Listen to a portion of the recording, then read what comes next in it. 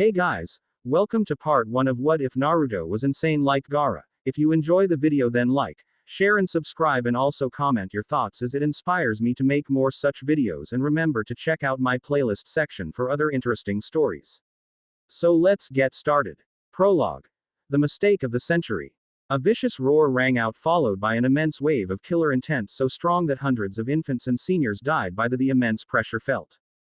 Others were paralyzed in fear of their doom, while those who found their voice screamed in terror. Yet there were those who were not reacting this way. They were the shinobi of the village hidden in the leaves. These men and women were preparing to face the source of the killer intent, the king of all demons, the nine-tailed fox, the Kyuubi no Yoko. As the demon approached, the shinobi rushed to stop the beast from making it to their home, but their attempts seemed futile. The fox seemed to just brush off all attacks the shinobi could throw at it. Dozens of warriors died off like lambs to the slaughter. Suddenly a blast of smoke erupted between the Nine Tails and the Leaf Village. When the smoke cleared, in its place was an enormous toad almost as large as the demon fox itself. The toad had an sword sheathed on his side, and on top of its head stood three men. The youngest a sized man with a head of wild blonde hair. This man wore a white cloak with orange flames on the bottoms. The next man was the tallest out of the three men. He had spiky white hair. He wore a red outfit with a forehead protector with the kanji for oil on it. The last man was by far the eldest, as he was missing hair, and what hair he did have was gray almost bordering white. He was dressed in a black battle suit. The eldest man also was holding a small bundle of blankets that was concealing a newborn baby. Minato, please reconsider what you're about to do. Jiraiya and I know the jutsu, let one of us take your place. The eldest man pleaded. Sarutobi, you know why I have to do this. It is my job as Hokage to put my life on the line for this village, not yours. My responsibility is to make sure this village remains safe. Beside now I won't have to deal with the paperwork. The young blonde, identified as Minato, replied with a weak chuckle. The white-haired man shook his head. Sarutobi-sensei is right, you shouldn't be doing this, you have your whole life ahead of you. We, on the other hand, are aged and past our prime, let us take your spot. Jiraiya-sensei, I can't let that happen now, quite, I have to focus.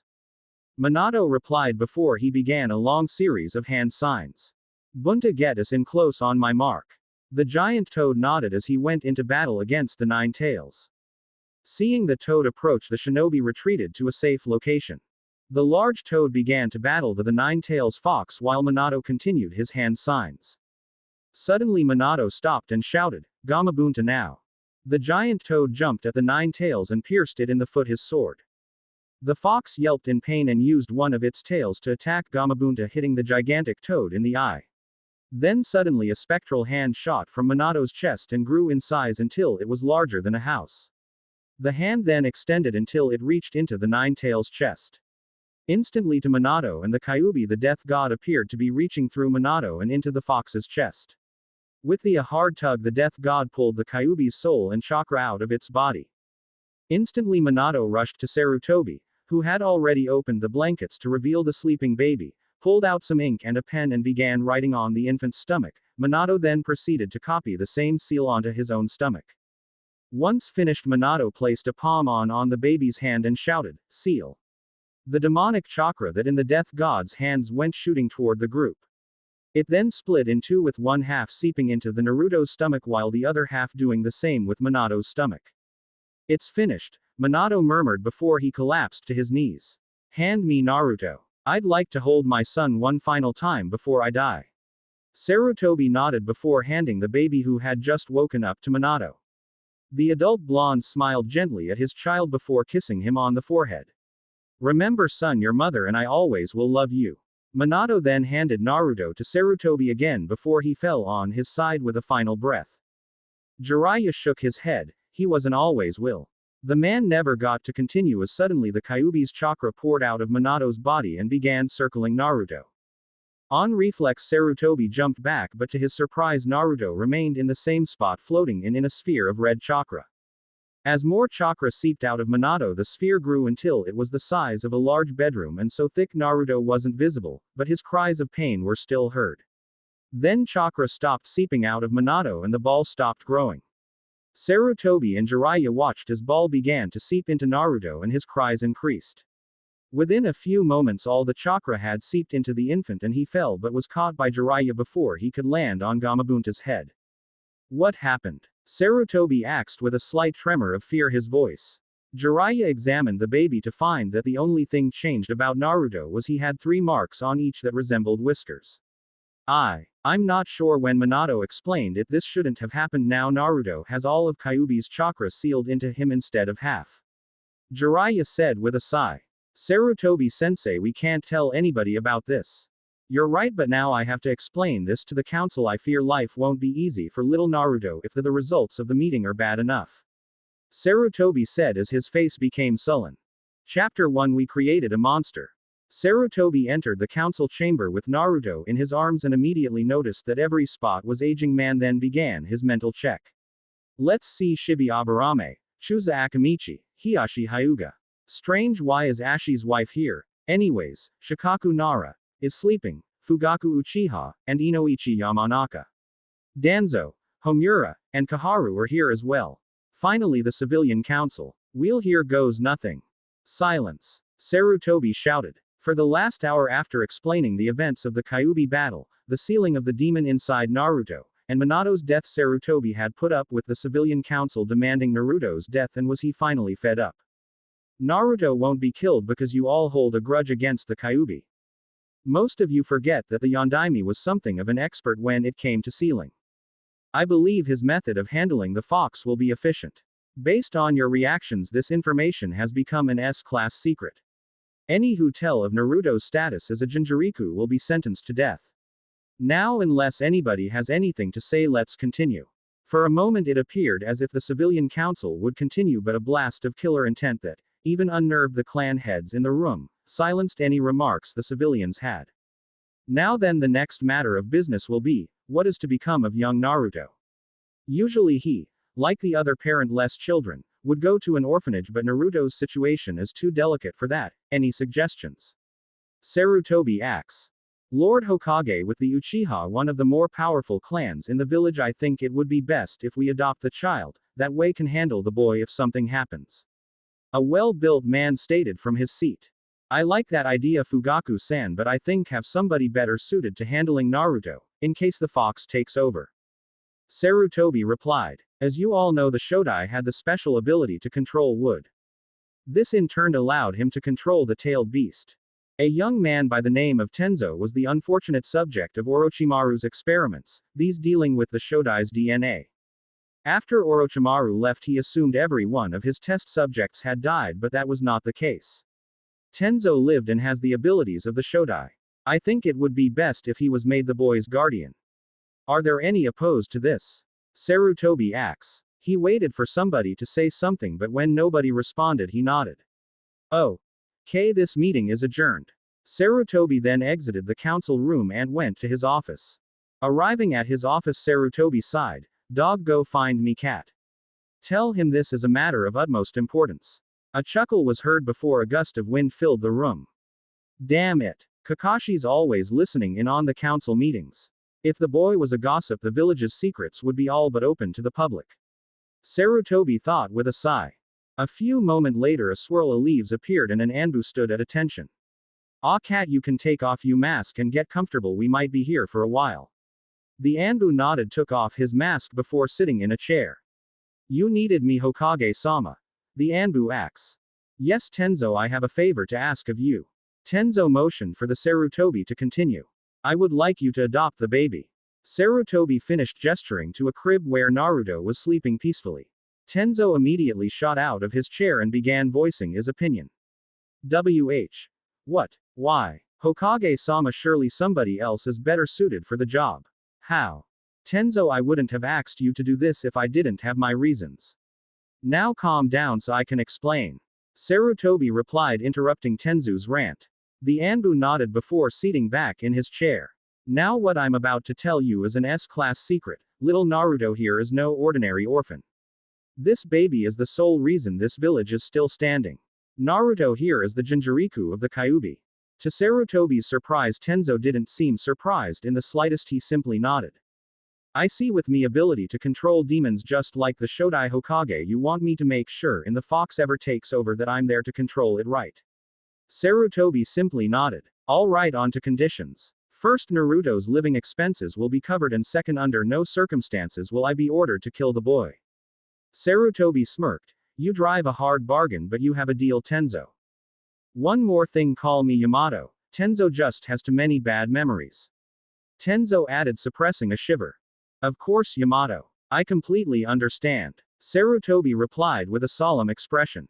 5 years later. Yamato ni-san. Small blonde called out as he walked into the living room. Yes, Naruto. Yamato answered. Naruto walked up to Yamato before replying. I'm bored, what is there to do today? Yamato sighed. Naruto, it's late, the sun is down, shouldn't you be asleep anyway? I can't sleep, I'm not tired. Naruto replied with a huff. Fine, watch TV. I'm going to bed, Yamato said before tossing the remote at Naruto, hitting him in the head. Hey, Yamato chuckled as he walked out of the room. Naruto waited until he could hear Yamato distinct snoring before, as silently as he could, snuck outside. Finally, I thought he would never fall. Go to bed now, I have to hurry before Ichiraku's closes.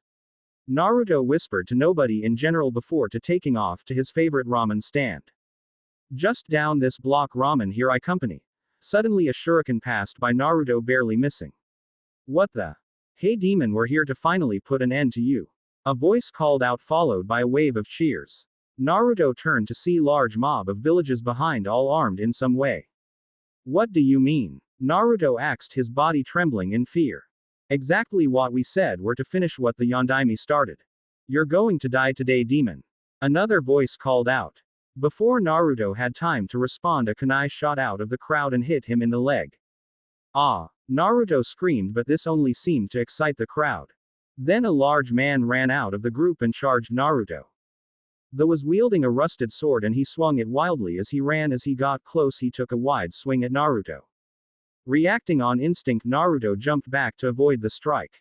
This move prevent Naruto be sliced in half, but the young child still got a deep gash along his chest.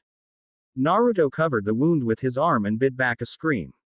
Not ending his assault, the man kicked Naruto in the face, sending him crashing into a nearby dumpster. Naruto gasped upon hitting the dumpster due to the wind be knocked out of him. Naruto then saw another man charge at him holding a spiked club in one hand. Naruto, realizing this was the end of him, closed his eyes and awaited the blow, only for it not to come. Naruto opened his eyes to see he was no longer on the streets of Konoha but in a dank sewer. Come here, child. A voice bellowed in the distance. I might as well, it might be a way out. With thought in mind, Naruto started off in the direction of the voice. Moments later, he walked into a room with an enormous cell door on one end. Suddenly, two blood-red eyes appeared inside the cell. Child, they are going to kill you. The voice bellowed from inside the cell. Naruto nodded slowly. Yeah, but there's nothing I can do about. No. There is something, you allow me to protect you. Together we can destroy those foolish humans. The voice shouted, causing Naruto to step back. Why would you help me? Naruto questioned, suspicious of the voice. I have no reason to lie to you, so the reason is I am the Kyuubi no Yoko, king of the demons. If my death was caused by pathetic mortals, I would be considered pitiful among other demons. Besides that, I believe these humans are foolish to believe you or me, and it would be my pleasure to aid you and exterminate all of them. Kyuubi replied with a dark chuckle at the end. Naruto gasped at Kyuubi's answer before he said, I don't want to kill them. Why don't you want to kill them? The humans. They find joy in your pain and would love to see you die. Take my power. Kill the humans, it is the only way to keep your existence in this world. Kyuubi replied, cutting them off. No, all earn their respect somehow. Naruto said, his voice trembling. Listen to yourself, even you don't believe what you're saying. Why do you want their respect? Those pitiful lifeforms don't deserve to live, let alone the blood, sweat, and tears you would shed to try and reach such an impossible goal. Kyuubi retorted. His words finally snapped something in Naruto because the blonde finally broke down in tears. You're right, they deserve to die. Help them. Help me kill them. Naruto shouted through his tears. The moment Naruto said that, 9 fox tails shot through the cage and gently wrapped around Naruto. Don't worry, I will. From now on I will always be here for you. Kyuubi answered, a dark smirk appearing in the cage. Naruto opened his eyes to see the man with the club right in front of his to see the man with the spiked club right in front of him. The man was in almost a foot away when a red semi-translucent tail-like object blocked the strike. The tail then wrapped around the man, stunning everybody. "Let me go, you demon!" The trapped man shouted. "Child, how would you like to kill that man?" Kyuubi's voice rang inside Naruto's head. "The same way he would have killed me," Naruto replied. Instantly a spiked club, made of the same material as the tail wrapped around the man, formed on Naruto's arm. Naruto swung the club at the man's head, knocking it off in one fluid motion. A sadistic smile formed on Naruto's face as he saw blood shoot out the man's neck like a fountain. The mob of civilians that had witnessed the entire scene were shocked. This was the first time the boy had retaliated against their attacks. Before they could react, an enormous hand of the red material shot above them and slammed down, crushing a vast majority of people there. The remaining few tried to escape the massacre, only for multiple tails to shoot out of the ground and impale the remaining people. Naruto looked around at the carnage and chuckled. His chuckle soon evolved into a full-out explosion of laughter. After the boy calmed down, he looked at his clothes to see them drenched in blood make the white shirt he had look like a dark red. "I like the colors. I'll see if Yamato-ni-san will take me clothes shopping anytime soon." With that thought, Naruto walked home. Chapter 2. The New Naruto. Naruto opened the door to his apartment to see that everything that was the same as he left it. The TV was still on, and as far as he could tell, Yamato was still asleep. "I should shower and go to sleep," Naruto thought as he walked into his room. Finding a pair of black pajamas, Naruto walked into his bathroom to clean himself up. A few minutes later, the young blonde walked out of the bathroom with all traces of the massacre he participated in gone. With a heavy yawn, Naruto collapsed onto his bed and closed his eyes, only to find himself staring at the cage that held the Kyuubi. Naruto then glanced around the room and realized it was filthy. "Why does my mind look like a sewer?" Kyuubi's blood-red eyes appeared behind the door and chuckled. "If you have a problem with it, change it, boy. This is your mind, and being someplace beside a sewer would be nice," Kyuubi replied in a bored tone. Naruto nodded before focusing on changing the environment of his mind. Moments later, the sewer was transformed into a forest.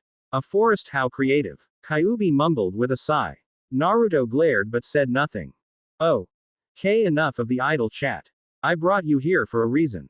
You need to learn how to control my chakra and be able to defend yourself without it," Kyuubi said, turning to Naruto. "You will by no means become dependent on me. Just the thought disgusts me." "Why?" Naruto acts a bit stunned at Kyuubi's statement. "Boy, you would be little more the leech. I will make it so you can kill any fool under your own power. Then with my power you will be just short of a god," Kyuubi replied. "But how will you teach me? You're an animal and I'm a person," Naruto stated. The Kyuubi's form was engulfed in red chakra. Moments later, the chakra faded, and standing in the place was a muscular man who was almost twice as tall as Naruto.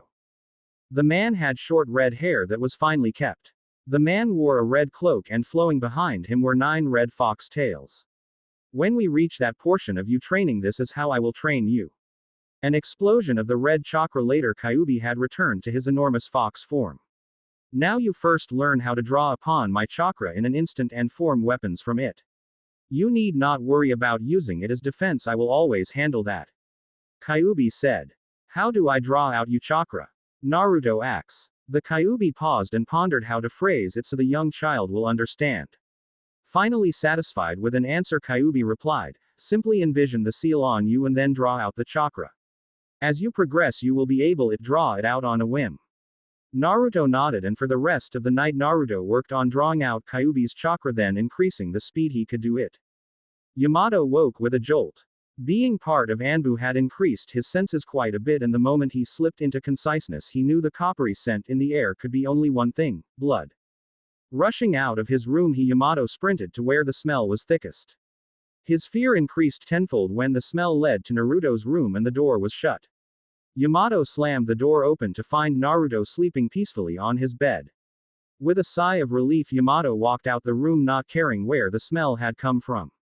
Had the former Anbu took a closer look at Naruto, he would have noticed that every so often the distinct whisker marks on his cheeks darkened before returning to normal. Naruto woke up almost an hour later. He walked in the living room and saw Yamato sitting at the table and drinking a cup of coffee. Yamato glanced up before pointing to the counter behind him where a plate of food was at, still steaming, showing it was hot. Naruto grabbed the plate and placed it on the table. The boy then walked over to a cabinet and pulled out a pair of chopsticks. Yamato watched as Naruto ate his food. It wasn't hard to realize something was off. First was the way he ate. Usually Naruto consumed his food in breaths, but now he was eating his food at a normal speed. Second, the way was acting. Yamato loved the boy like he was his real brother, but Naruto's hyperactive attitude sometimes even pushed Yamato to the limit. Right now the boy hadn't spoken one word at all and hadn't even twitched in any indication of his bubbly personality. Finally his face was the real warning bell. Naruto always had a smile on his, whether be the fake one he put on for the villagers or the true smiles he had whenever he and Yamato did something like going to Ichiraku's ramen stand or when Yamato got him a gift of some kind. Naruto's face now resembled that of one of Danzu's root Anbu. The lack of emotion almost gave Yamato the chills. Deciding now was not the time to probe for answer, Yamato decided to make small talk. So Naruto, what do you want to do today? Yamato asks. Naruto shrugged before he replied, going to get some new clothes would be useful. Yamato couldn't hold back the shiver caused from Naruto's cold emotion voice. Geez, right now he could give the Hyuga a run for their money. We can do that. Is there anything specific you want? Yamato asks. Anything red will do fine. Also durable. Naruto replied. Alright, let's go. Yamato said. Naruto and Yamato walked in silence to the market district of Konoha. When they arrived, Yamato headed to the nearest clothing shop, but Naruto pointed to a shinobi gear shop. Why there, your career as a ninja won't be starting for a few years when you reach the academy. Naruto shrugged. Might as well get ready now. Yamato nodded at the response before the two walked in. Yamato then turned to Naruto and said, get a few of whatever you buy, I'm going to check out some stuff out. Naruto nodded before walking over to the clothing section. The first thing to catch Naruto's eye were some black cargo pants that had red pockets. Naruto smirked as he noticed the red was the exact shade of the blood from last night. Naruto picked up 7 pairs so he would have one for each day of the week. Naruto then continued his shopping until he came across a sleeveless hoodie. It was black with the lower half blood red and blood red stripes going down the side that turned black when they met the red half. The hood itself was just a simple jet black. When Naruto opened it up, he saw the jacket had multiple pockets on the inside meant to hold concealed weapons. Naruto tried the jacket on and walked over to a mirror. Naruto looked at his appearance and nodded. Then an idea popped into the boy's head. Naruto put on his hood till his entire face was covered in shadow. Naruto then drew out some Kyuubi's chakra. Naruto smirked at his appearance in the mirror. In the shadow under his hood, the only things visible were 2 slitted blood red eyes. Now that is cool. Naruto mumbled to himself. Satisfied with the jacket, Naruto went and picked up 6 more. Naruto then picked up 12 black form-fitting t-shirts. Naruto then walked over to Yamato with the big pile of clothes in his arms. It seems you got everything you need. I'll go take these up front to pay for them while you go look around for anything more. Yamato replied before he pulled out a credit card and smirked. Thank you, Hokage-sama. Naruto handed Yamato all the clothes before walking over to the weapons section. I really don't need a weapon. Kyuubi's chakra can form into any weapon I want. Naruto thought. Thinking like that will only make you weak, boy. It would be best to get a weapon so you have a backup in case my chakra is not available to you, or just so you have something to be your signature on the battlefield. Kyuubi voice retorted in Naruto's head. Alright. Naruto thought with that. The young boy looked around for a weapon that he liked. Katana, nope. To generic. Spear, nope. Not really something that would intimidate enemies. Bow and arrows, maybe. Now what do we have here? Naruto then picked up a pair of jet black trench knives. Sliding his fingers into place, Naruto smirked. Now these feel right. Channel my chakra into them. Kyuubi said. Naruto nodded before doing as the Kyuubi told. For a moment nothing happened, then the trench started to glow red before each blade grew an extension of red chakra around 2 feet long. Naruto then let the chakra drop. Naruto then decided to do the same with his own chakra, and for a long time nothing happened. Naruto sighed and assumed his chakra had no effect on the blades, but when Naruto moved his arm, a slice appeared in on the shelf all the weapons were on. So you have wind for your affinity. Interesting. Naruto turned around to see Yamato standing there holding two bags with his clothes and a large box in his other hand. It appears you would like those blades too. Naruto gave a nod and Yamato chuckled. You seem to be wanting to start your ninja career early. I can understand. I got out of the academy early. I guess that my little brother is growing up. Here, let me go pay for your trench blades so we can go. Naruto nodded and handed Yamato the blades. Chapter 3. The secret's out. Hokage-sama, we have something urgent to report. An Anbu shouted as he suddenly appeared in Sarutobi's office. The aged Hokage face became grim. If this was something that had his best soldiers in such a state, the new could not be good. What is it, Weasel? Sarutobi asks. While Hare and I were doing our morning sweep, we reached the edge of the residential district and came upon the sight of multiple dead bodies. Sarutobi visibly paled. For something like this to happen, security was slipping. Upon closer inspection, several were impaled through the chest. A dozen more were flattened against the street and one man was decapitated, and when Hare found his head in had multiple punctures in one side. Is there any way to trace back the culprit to the offense? Sarutobi asks. Weasel nodded. When I activated my Sharingan, there was chakra residue all over the area, red chakra. The moment Weasel said that, Sarutobi's world froze as he came to the conclusion. Naruto. Sarutobi whispered. Weasel, get me Yamato as soon as possible. This an emergency. Sarutobi commanded, and with that the Anbu was gone. Yamato, what's in the box? Naruto asked, his tone lacking any enthusiasm. Yamato paused before opening up the box to reveal a pair wrist bracers, a pair of shin guards, and one sleeveless chainmail shirt. Armor. Naruto stated. Sort of, kid. While these are used for armor, in reality these are weight. Yamato handed Naruto the bags of clothing before flipping one of wrist bracers over to show a small seal on the underside. That little seal adjusts the weight depending on your chakra levels. If you need to drop the weight, you just pump a little chakra into the seals on the armor. Yamato snapped his finger and chuckled. That reminds me, the owner wanted me to tell you that all the clothes in his store are unique. By channeling chakra into them, they adjust size to fit you, dry if wet, or at a constant flow chakra. They produce heat to keep you warm on a colder mission. Also, this isn't always used due to the chakra required, but if you add a lot, they repair damage done to them. Naruto nodded. That makes sense. Upon reaching the house, Yamato opened the door only to be stopped by an Anbu. Hokage-sama requests you presence immediately.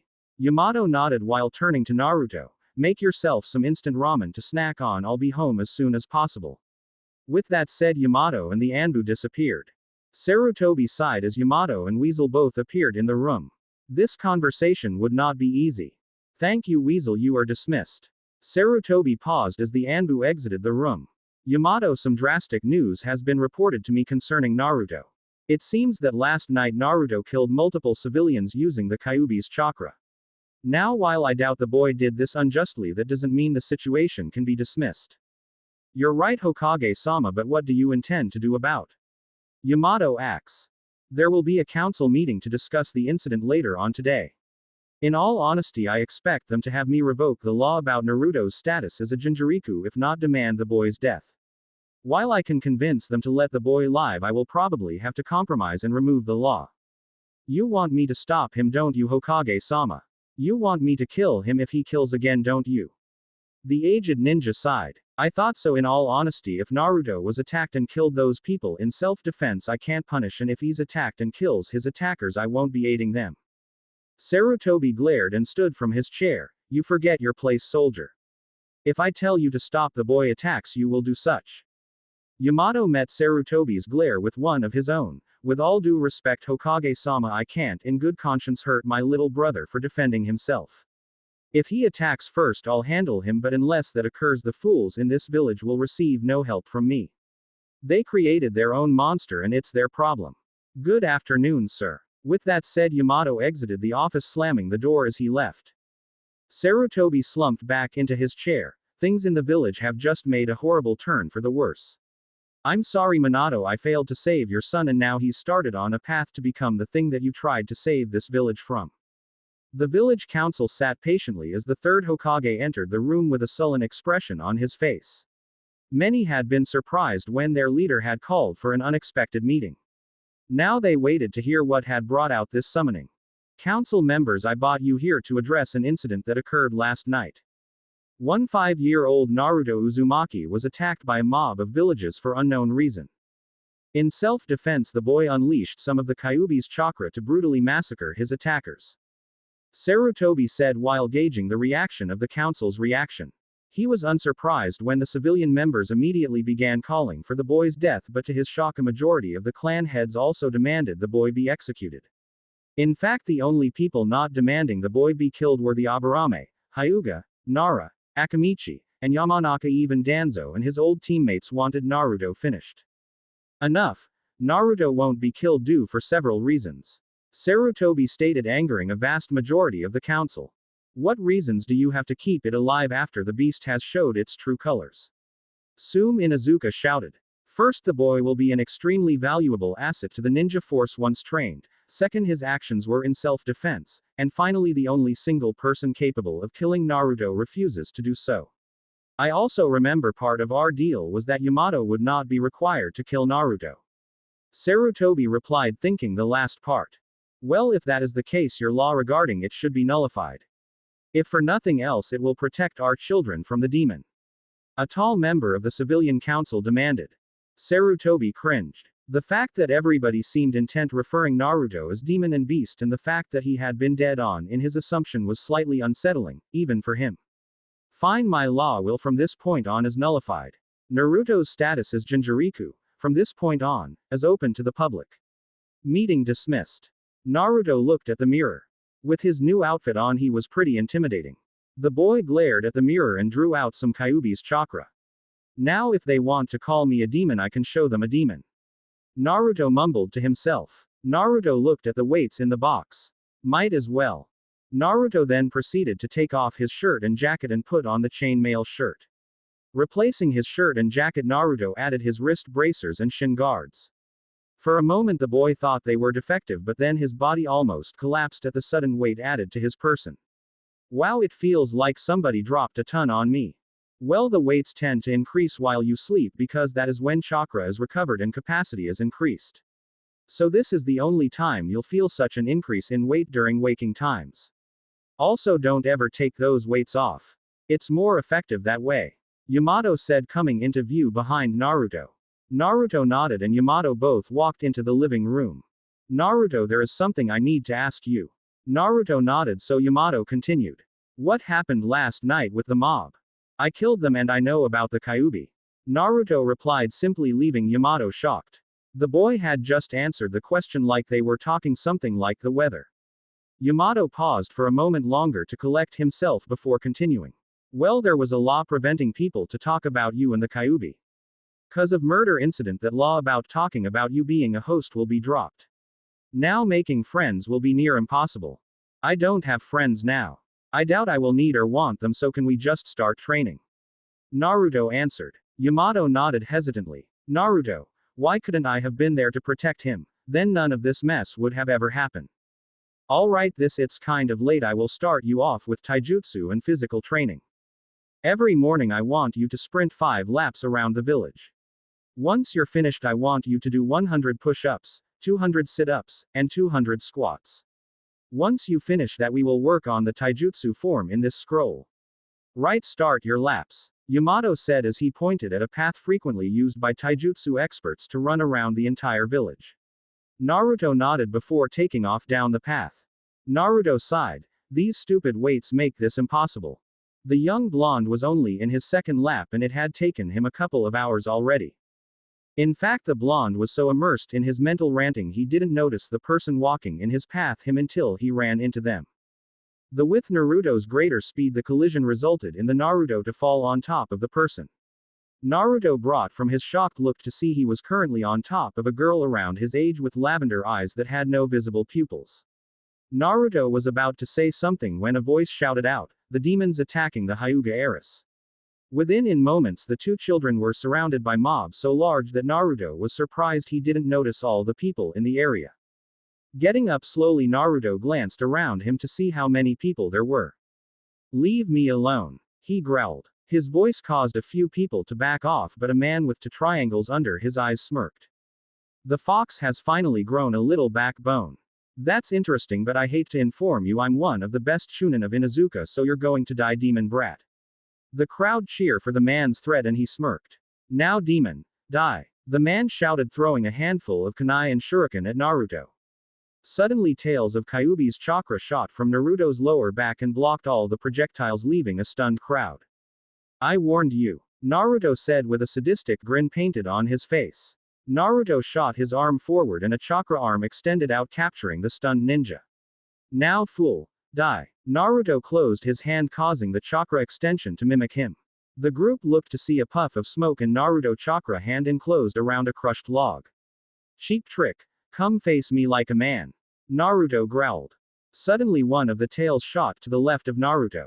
The young blonde looked to see the tail was blocking a kunai that was posed to strike him in the skull.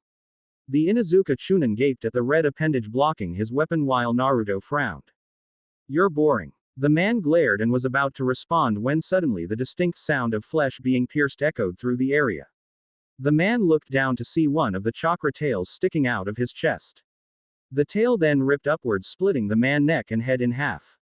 Naruto then glanced around at the rest of the group before he smirked, who's next? Not giving anybody a chance to reply, Naruto swept his chakra arms out, knocking a chunk of the crowd into the distance. The young blonde then slammed his chakra arms into the ground, creating a mini earthquake, causing the people to lose their balance. Naruto then brought his chakra arms in and formed them into blades. Before anybody could recover, Naruto spun rapidly while the arms extended and slicing people apart as he spun. Within a couple of seconds, every civilian was dead and sliced into pieces. The only people currently standing were a few ninja who had managed to avoid the attack and Naruto. One of the ninja glared at Naruto when suddenly his eyes turned crimson with two tomo inside each. Kid, you may have been able to take out that Inuzuka and some civilian, but now you're dealing the elite in this village. Not even you can stand the might of the Uchiha demon. Naruto glared before shooting a hand at the man. His chakra hand's fingers then extended and converged on the Uchiha from different angles. The Uchiha then jumped into the air while dodging the fingers. Some elite, Naruto mumbled before making the fingers of chakra close on the man. The boy glared when all his crushed was log. You guys don't seem to have a lot of variety. Then seemingly proven him right, one of the chakra tails shot to the left of his head. Naruto sighed and looked to his left only to see the man with his chest expanded while he was inhaling. The man exhaled and a large ball of flame directly in Naruto's face. The man jumped back as smoke covered the area. And the demon finally dies, and by my hand. The Uchiha shouted. No, not quite, but I am kind of ticked you could have singed my clothes. The Uchiha froze as he listened to the voice coming directly behind him. Turning slowly, the man almost pissed himself when he saw Naruto staring directly behind, not even showing signs of being touched by his jutsu. What happened to the arrogant elite? Now all I smell is a pathetic little man.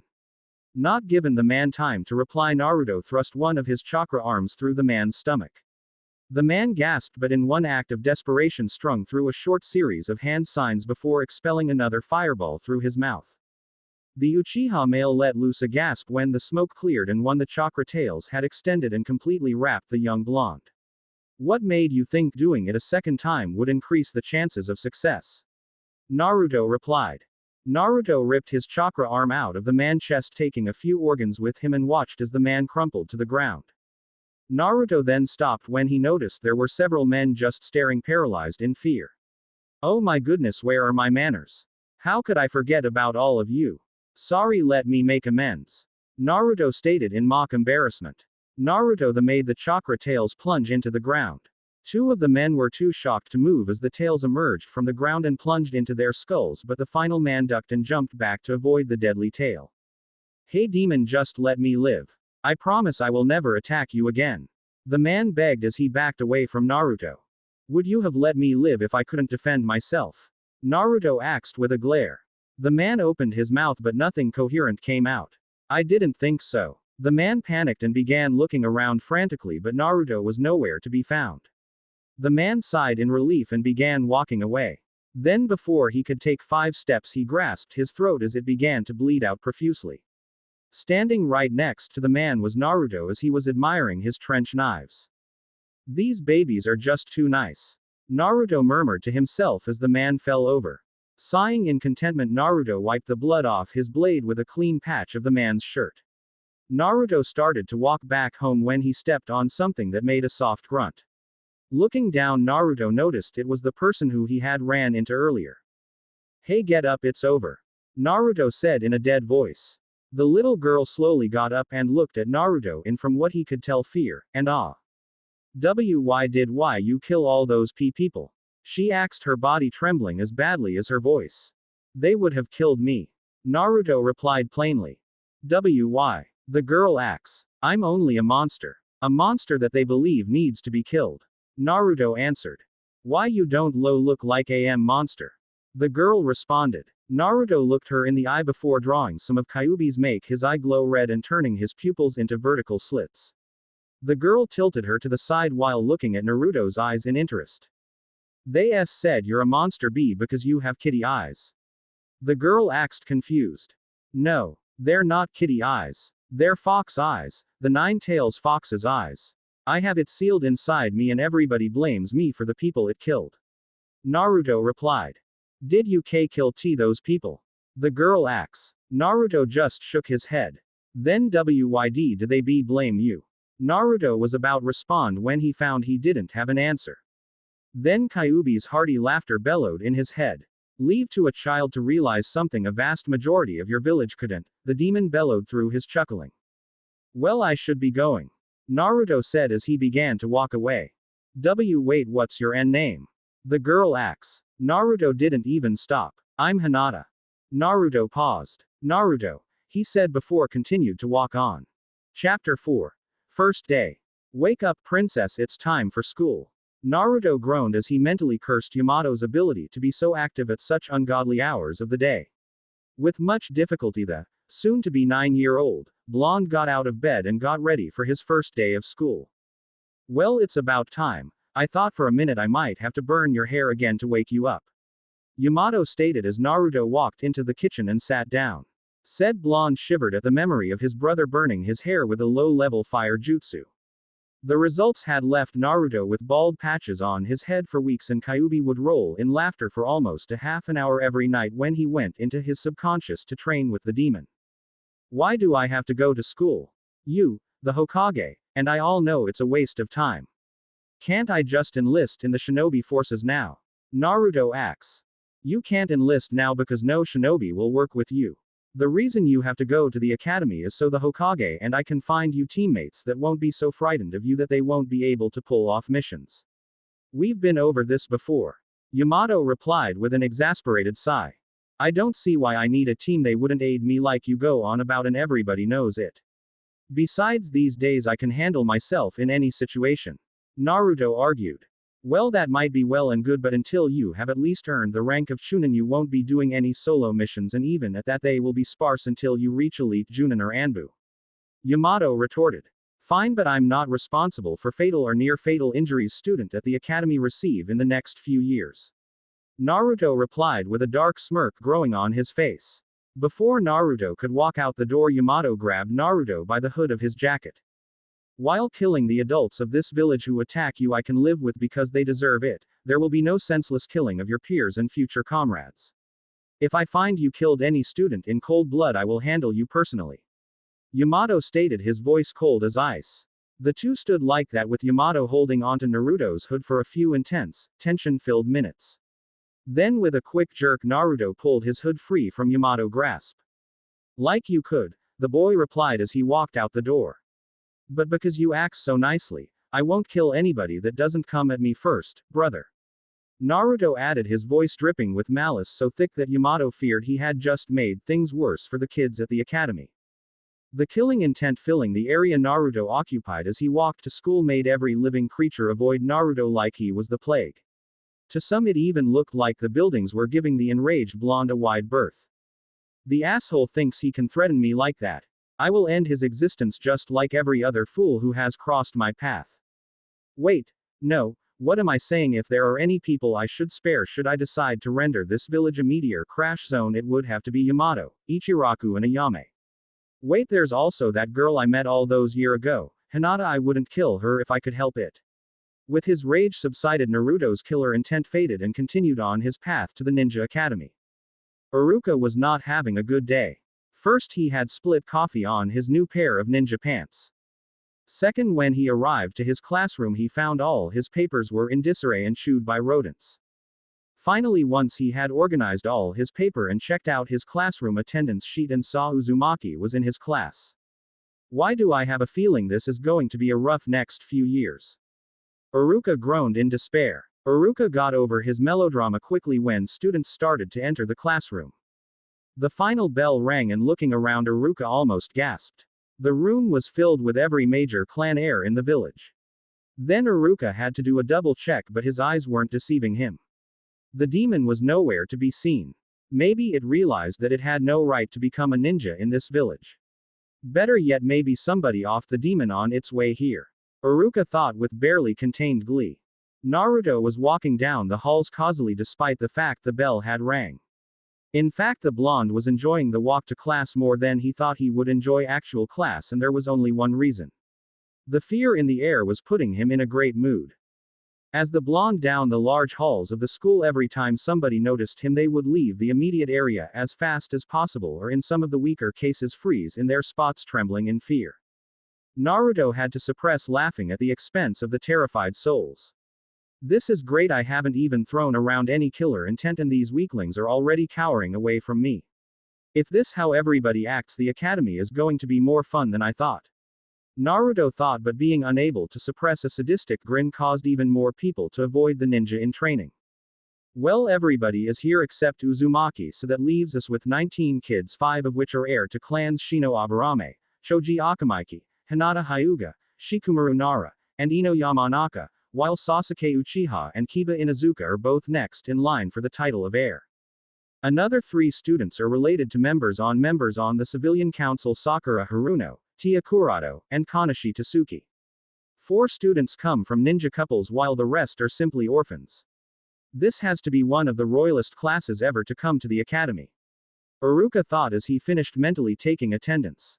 Iruka cleared his throat to get the class's attention. Welcome to the ninja. Iruka was cut off as a large column of blood-red flames burst up not 3 feet away from him. It took all his ninja experience not to shout in surprise. When the fire cleared, standing in its wake was a short hood figure. Iruka reached out to tuft the figure, he instantly regretted it. When the figure turned to face him, all Iruka could see were 2 blood-red eyes that made his blood freeze, and in each eye the pupils were vertical slits. Why your name? Iruka asked as his skin paled to a ghostly white from looking into the eyes that seemed to devour his very soul. The figure turned and faced the class and everybody became dead silent. Naruto Uzumaki. The hooded figure stated before releasing killer intent into the classroom so thick that the Chunin Iruka dropped to his knees while seeing visions of his own gruesome death by the hands of Naruto. Unfortunately, the young student didn't have anywhere near the ability to handle killing intent so intense, so their reactions ranged from passing out, to crying and begging for mercy, or suffocating from the intense pressure, while a few actually soiled themselves. The intent filled the room for a while before it completely faded in an instant. Naruto then proceeded to walk to an empty seat and sit down as Iruka regained his composure and tend to the distressed class. Nice performance, but you should have at least killed somebody to help get the point across solidly. Kyuubi asked with a humorous tone. I told Yamato I wouldn't kill in cold blood and I think they got the message.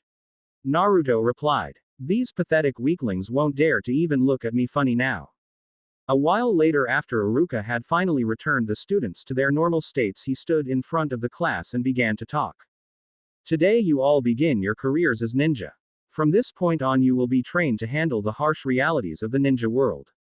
This is not a game. The moment you step outside this village, you not only do you represent this village, but there is a real chance you could die before you make it home. My job from this point on is to make sure that doesn't happen. Now everybody outside. I'll be examining what skills everybody has. Iruka walked to the door and motioned for everybody to follow. The students all got up and followed him out the door while it was clear most were avoiding Naruto. In fact, there was only one person who wasn't avoiding Naruto, but the blonde didn't notice that person until they touched him on the shoulder. Naruto, Hinata stated to get the blonde's attention. Naruto turned in Hinata's direction and stopped walking. Hinata? The blonde questioned. Hinata nodded and Naruto removed his hood to reveal his normally expressionless face was tinged with a look of slight interest. So we're classmates. Why yeah, I thought I would and never see why you again. Hinata replied. It seems luck is on our side, Naruto said with a shrug. At least since you're here I won't be alone with all these pathetic excuses for shinobi. They don't all seem to be bad. Hinata replied. Naruto rolled his eyes before putting his hood back on. Come on, let's go. They left us behind. Without letting the girl could respond, Naruto grabbed her arm and the two were gone in a column of flames. Iruka and the class walked out the doors to a wide clearing surrounded by trees. Just as the last of the class filed out the doors, a column of flames erupted right in front of Iruka. The flames cleared, they revealed a hooded Naruto and a blushing Hinata. Well, now that everybody is there we can begin, Iruka said while glaring at Naruto. The blonde drew out some of Kyuubi and sent a red-eyed glare right back, causing Iruka to turn ghostly pale. Alright, right now I will partner you all up, so I need 2 lines, boys in one and girls in another. With a nod of understanding, the 2 groups split up into 2 lines and Iruka nodded. Iruka then began to inspect everybody's strength by chakra levels. Alright, I want Naruto to spar against Sasuke, everybody back up so we're not in the way. Naruto glanced at Sasuke to see the boy was staring him down with a smirk on his face. Naruto rolled his eyes and walked into the clearing with his arms crossed against his chest. Nice get up, loser, Sasuke said, trying to get Naruto riled up. Instead, Naruto just shrugged his shoulders and replied, ready. Sasuke, unprepared for his insult not to work, glared at Naruto. Why did Iruka-sensei put you, some pathetic orphan, against me, an elite Uchiha? Are you going to talk this entire time or fight? Naruto retorted, starting to lose his patience. Sasuke smirked. What, if you want to fight, come attack, I won't have to move from this spot to beat you. Naruto just shook his head. Then in an instant he was gone. Sasuke gaped at the speed until something sharp pressed against his throat. Sasuke glanced to see Naruto holding a trench knife in reverse grip against throat. Well, you didn't move. Next try and put up a fight, Naruto whispered in Sasuke's ear. Naruto then walked back to the end of the line, well aware that everybody was staring at him. Iruka cleared his throat. Naruto, how about you and I spar this time so the class can actually see a spar? No ninjutsu or genjutsu, just taijutsu. First 1 to 3 points wins. Ready, begin. Iruka, instead of taunting Naruto like Sasuke, charged at him while pulling out 2 kunai. Naruto pulled out his trench knives and stood waiting for Iruka's first strike. Iruka reached Naruto and stabbed straight at the boy's chest. Naruto used the flat of his blade to block before swiping at Iruka's throat with his free knife. Iruka blocked with his other kunai before sending his right knee at Naruto's gut. The blonde raised his left knee to block. Both then jumped back and sized each other up. Naruto then threw one of his knives at Iruka and disappeared. Iruka ducked under the trench knife and spun around and blocked Naruto as he caught the knife and brought both blades down on Iruka's skull. Iruka then sent a kick at Naruto. Naruto jumped up and balanced off the connected blades. Naruto then pushed off and spun before sending an axe kick at Iruka. Iruka dodged but could do nothing as Naruto used his other foot to punt the Chunin into a tree on the other side of the clearing. When Naruto landed, the clearing filled with gasps coming from the other students. Ignoring them, Naruto watched impassively as Iruka got up and nodded, signaling a point. This time Naruto charged at Iruka and attempted a slide tackle on Iruka. Iruka jumped over Naruto and slammed his heel into Naruto's face, only for the boy to elbow Iruka's ankle before he made contact. Iruka was thrown off balance and landed hard on his back. Before the instructor could recover, Naruto was on him. Naruto sent a punch at Iruka's throat, but Iruka deflected it into the ground, mindful of the trench knives Naruto was wearing. Naruto then sent a shot at Iruka's chest, but Iruka caught his wrist and launched him off. Naruto caught himself and landed on his feet, sliding back a couple of feet. Iruka got up slowly and started rubbing his shoulder. Sheesh, he must have a couple of tons on him. I had to use a ridiculous amount of chakra to get him off and he still felt like a building. Iruka glanced at Naruto and charged. The Chunin threw a haymaker at Naruto, who blocked the blow with his wrist bracer and then sent a swipe at Iruka's stomach. Iruka kneed Naruto's arm and then grabbed Naruto's arm and threw him over his shoulder, intent on slamming the boy's back on the ground. Naruto rotated his body in the air and landed on his feet. Then Naruto pulled his arm Iruka was holding back, bringing Iruka with him, and punched Iruka in the chest. Iruka grimaced as he felt some of his ribs crack due to Naruto's trench knife. The two back away from each other and Iruka nodded while holding his chest in pain. You can submit, nobody will fault you for giving up due to injury. Naruto stated. No, Iruka replied, shaking his head. In fact, this is a good lesson. Class, in the ninja world, if you're injured more often or not, your enemy will not let you go. So to simulate that, spars here will not end unless somebody reaches 3 points, somebody is knocked unconscious, somebody is fatally hurt, or both are incapable of fighting. Injuries won't happen like this fight because you won't be fighting with weapons like Naruto and I, so let's continue. Naruto nodded and disappeared again. Iruka blocked Naruto's slash at his throat with a kunai but flinched at the pain it caused by upsetting his ribs. Naruto took the opening and kicked Iruka in the chest, and before Iruka could fly off, Naruto grabbed his ankle and launched the chunin into the ground face first. Naruto didn't even flinch as Iruka yelled out when his ribs were completely broken by the combo. Somebody take him to the nurse. Naruto ordered as he walked over to the class. Hinata walked over to the blonde. Don't you think that was little m much? Hinata asked, glancing at two students carefully carrying Iruka to the nurse. I told him to submit. Naruto replied. Hinata nodded, then tapped Naruto in the shoulder. Huh. Hinata then pointed to a group of kids that had assembled and were walking up to the two. We have a problem. Naruto asks. Yeah, we do. That was pretty low, taking down sensei by striking his hurt ribs, and we're gonna make you pay. A boy with extremely wild brown hair replied. The boy had 2 triangles under his eyes, and this caused Naruto to nod when he saw them. You're an Inuzuka, right? The boy nodded. I've already killed one and he was a chunin. The boy took a step back but then regained his composure. I heard about that, you killed some pathetic low life in the clan. His own companion rejected him. I'm second in line for clan head. Beating me will be impossible compared to him, right, Akamaru? Naruto then noticed the small puppy in his jacket. Don't fight me, I will kill you, all of you. Naruto backed his statement with a little killer intent.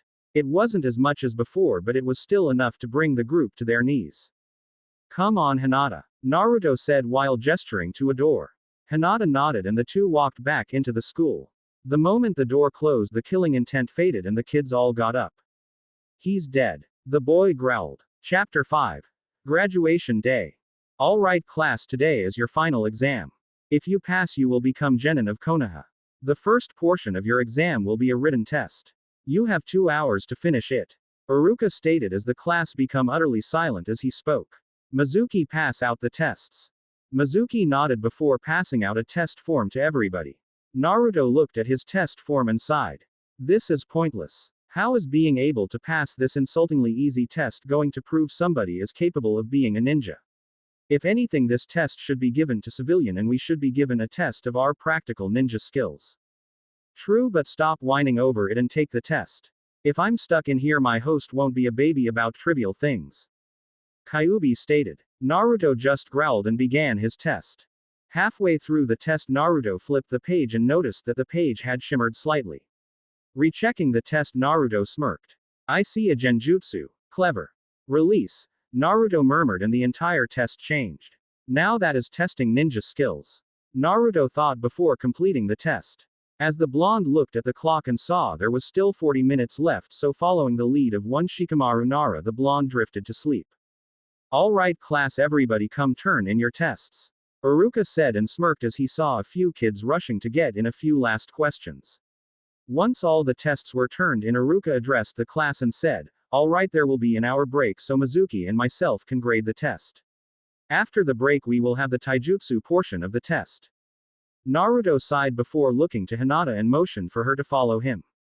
Naruto led the girl through the school until the two reached the roof of the academy. Naruto, why your test H have AG Genjutsu O on it? Hinata asked, causing Naruto to pause. Yours didn't. The blonde asks. No. Hinata replied. I even checked W with my B Byakugan after I saw you release O1. I see. Naruto replied, his face blank. Well, we some free time, might as well relax. Naruto lay on his back and stared up at the sky. Hinata then lied to the left of him and the two enjoyed the peace and quiet until the door they came in threw open, drawing their attention. Naruto and Hinata looked to see Shino Aburame gazing at them at the door. My apologies, I didn't mean to intrude on your privacy. Shino stated as he turned around to leave, but Naruto's voice stopped him cold. You're not intruding on our privacy, relax. Shino nodded before taking a seat on an exhaust vent. This strange, I've been going to school with you for about 4 years and this is the closest we've actually been. I thought you feared me like everybody else. Naruto stated, breaking the silence. I do not fear you, I just saw no valid reason to talk to you. There was no justification for us conversing. Shino replied. So you don't fear me, why not? I am a monster. Naruto asks. You are not the beast inside of you, you are a person just like I am. Shino answered. I know I'm not the Kyuubi. Anybody with eyes could see that. I said I'm a monster and I enjoy being one. Killing the pathetic villagers when they attack now brings peace to my soul. I cherish their screams. I savor the smell of their fear, so tell me, why aren't you afraid of me? Shino adjusted his shade before replying. I am not a villager, nor have you gone out your way to torment me like some, so why should I fear you? Shino replied. Naruto glanced up at Shino before he let out a small chuckle. I like you. Well, this break is almost over, so let's get to class. Naruto said while getting up. He then walked to class before the three walked back to class together. Entering the class, Naruto rolled his eyes as he saw the girls arguing over who would sit next to Sasuke. Naruto walked past and was bumped by one of the girls, resulting in him sliding into the seat next to the lone Uchiha. The room dropped into dead silence as everybody looked to see what would happen. Naruto, move now. Sakura Haruno said, word laced with venom, and she began to release killer intent. Naruto smirked at the killer intent. Really, that's it? That's all the killer intent you could muster? That wouldn't even put a house cat on edge. Let me show you how it's done. Naruto replied before releasing enough killer intent to send the girls in the area to their knees. Now excuse me, I have to go to my seat. Naruto said while walking over to his seat and noticed that Shino was there. Shino and Hinata had left him a spot between the two of them. Well, this is new. It seems you joined our small group, Shino. Naruto replied. Hinata suggested I seat with the two of you. So my joining your group was her doing. Shino explained. Naruto nodded and was about to reply, but he was cut off. More like a band of circus freaks, Kiba called out. The Inuzuka was about to shout out another joke, but the word died in his throat when Naruto released enough killer intent to paralyze everybody in the class in fear. I would watch my words if I were you, Inuzuka. My temper and patience are not to be tested. Naruto said in a low tone. Before any more could be said, Iruka and Mizuki entered the room. Naruto dropped his killer intent and looked to the teachers for instruction. Alright class, everybody to the dojo, we will be having the next portion of our exam there. Iruka said, pointing to the door. The class filed out of the classroom and followed Iruka to the dojo. Once everybody was inside, Iruka walked to the center, turned to the class, and said, alright, the way we will pair you up is so that those closet in skill will fight each other. You all will be graded on your taijutsu skill. Winning the spar will boost your grade, but losing won't affect it. First we will have the top two boys in class, Naruto Uzumaki and Sasuke Uchiha. Both boys walked to the center of the dojo and stood on opposite sides of Iruka. The two settled into their own stances before glancing at Iruka for the signal to begin. Iruka raised his hand in the air and dropped it before jumping back to get out the way. Sasuke charged Naruto and punched at his chest, but the blonde dodged the strike by sliding to the left. Sasuke used his momentum and landed on his hands before launching a helicopter kick at Naruto's head. Naruto ducked under the kick, jabbed at the spinning form of the Uchiha. Sasuke took the hit, flipped back using the force of the punch. Given Sasuke no time to recover, Naruto charged him and delivered a devastating punch to the Uchiha's unprotected gut. The blow lifted Sasuke off his feet and Naruto followed up with a roundhouse kick to the back of the Uchiha's head. Sasuke adjusted his head so the kick just skimmed the back of his head. The moment Sasuke's feet touched the ground, he attempted a sweeping kick at Naruto's ankles, but the blonde jumped over the attack and kneed the Uchiha in the face. Sasuke landed hard on his back, rolled to the left just before Naruto's fist came down where his head had been. The floor of the dojo cracked at the force of the blow. Naruto looked at Sasuke with a blank gaze and it sent chills down the boy's spine. Naruto then was in front of Sasuke and hit him with a kick to the face that sent him to wall of the dojo. Sasuke recovered and landed with his 2 feet on the wall before pushing off toward Naruto. But when the Uchiha was within striking range, Naruto was gone before Sasuke had time to think about it. A fist connected with his back, making him stumble forward. As he regained composure, a kick hit him in the stomach. Sasuke doubled over in pain, but that was when the heel of Naruto's foot connected with the back of the lone Uchiha's head. Sasuke's forehead hit the ground and a sharp crack resounded throughout the entire dojo. Iruka went to the boy and turned him over to see his head was gushing blood. Iruka reached into his back pocket and pulled out a cloth.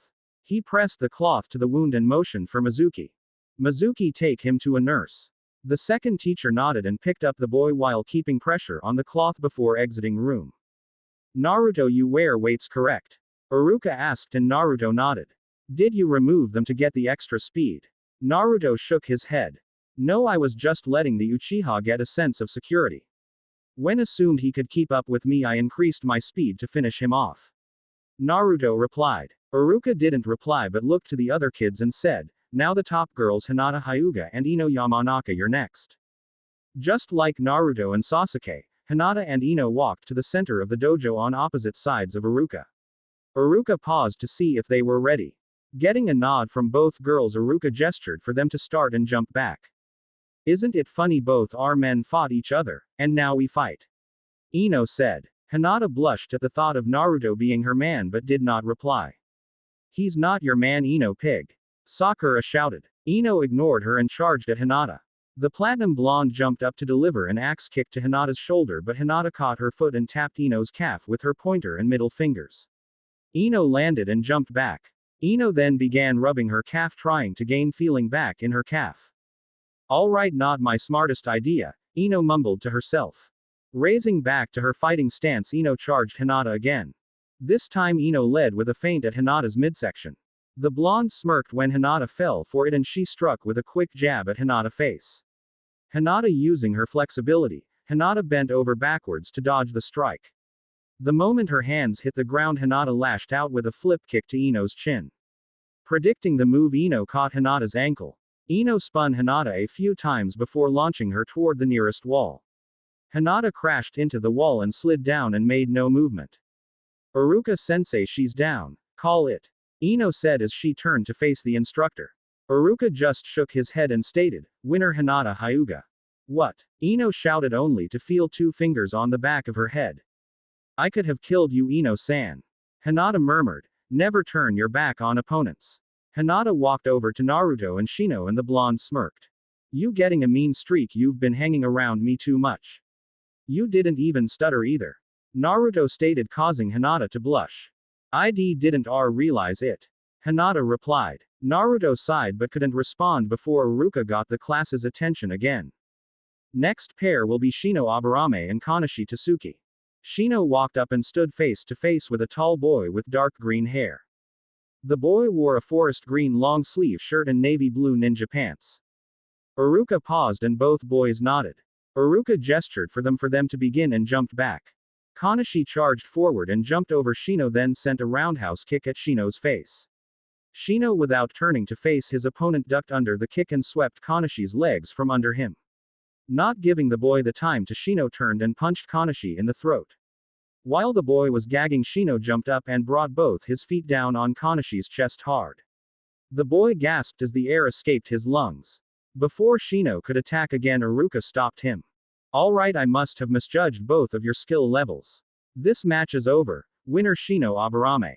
Iruka said before releasing Shino. The young Aburame nodded and walked over to Naruto and Hinata. Hey, Iruka-sensei can leave after our fights.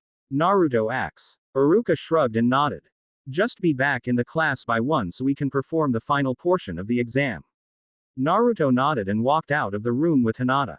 Right as he reached the door, he turned around and glanced at Shino. You coming, Shino? He asks. Shino didn't reply but walked over to them before three left the dojo. You guys want to go get something to eat? Naruto as the trio walked aimlessly around the academy. Eating would be best. The ninjutsu portion of the test is next. Taking that test on empty stomachs would be illogical. Shino replied. Gotcha. A simple yes would have worked too. Naruto murmured. Naruto led the two to Ichiraku's ramen stand. Ramen? Shino asks. The best food ever. Naruto replied. The child who has most likely killed more people than some Junin in our village loves ramen. Odd, but his name is Fishcake. Shino thought to himself as the group walked into the ramen stand. Well, if it isn't Naruto and he's got company, what can I get you? A large man asked as the trio sat down. Tsuki, I'll have the usual, Naruto replied, then turned to look at Hinata and Shino and Hinata. What would you two like? Oh, one vegetable or ramen, Hinata replied. A miso ramen, Shino answered. Tsuki nodded before turning back to the kitchen to prepare the meals. The trio began to make small talk about the final portion of the exam.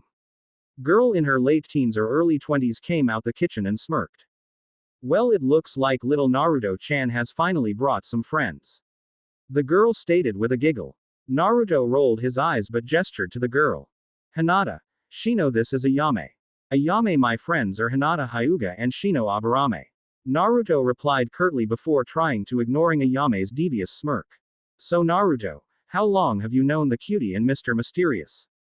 Ayame asks. Her smirk increasing when she saw Hinata's face explode in a vibrant blush, but Ayame inwardly pouted when she saw she got no response from Shino. I've met Hinata the day of that incident. Shino and I are classmates, but today is actually the first we've associated together. Naruto replied flatly. Ayame nodded and was about to say something else, but Tsuki's voice cut her off. Ayame, come get their orders. Tsuki called from the kitchen. Ayame gave a small huff of disappointment before walking into the kitchen. Moments later she returned with 2 trays. One tray had 2 bowls, but the second one was stacked like a pyramid with ramen bowls. Here you go. We have 1 vegetable ramen for Hinata, 1 miso ramen for Shino, and 1 of everything for Naruto. Ayame stated as she placed the trays down and began placing the specific bowls in front of everybody. 20 minutes later, Hinata and the normally collected Shino were gaping as Naruto finished the last bowl of ramen. Well, let's head back, Naruto stated while getting out his chair. Unable to find their voices, the two just nodded before following him back to class. Alright class, this is the final portion of your exam. Each of you will be called into the next room. In there you will perform a transformation jutsu, a substitution jutsu, and a clone jutsu. If you can perform all the jutsu, you pass the exam, but if not, you fail and will either retake the class next year or you can look into a civilian job in the village. Iruka stated before looking at a clipboard in his hand. Shino Aburame, you're first. Follow me please. Shino nodded before following Iruka out of the classroom. Naruto sighed.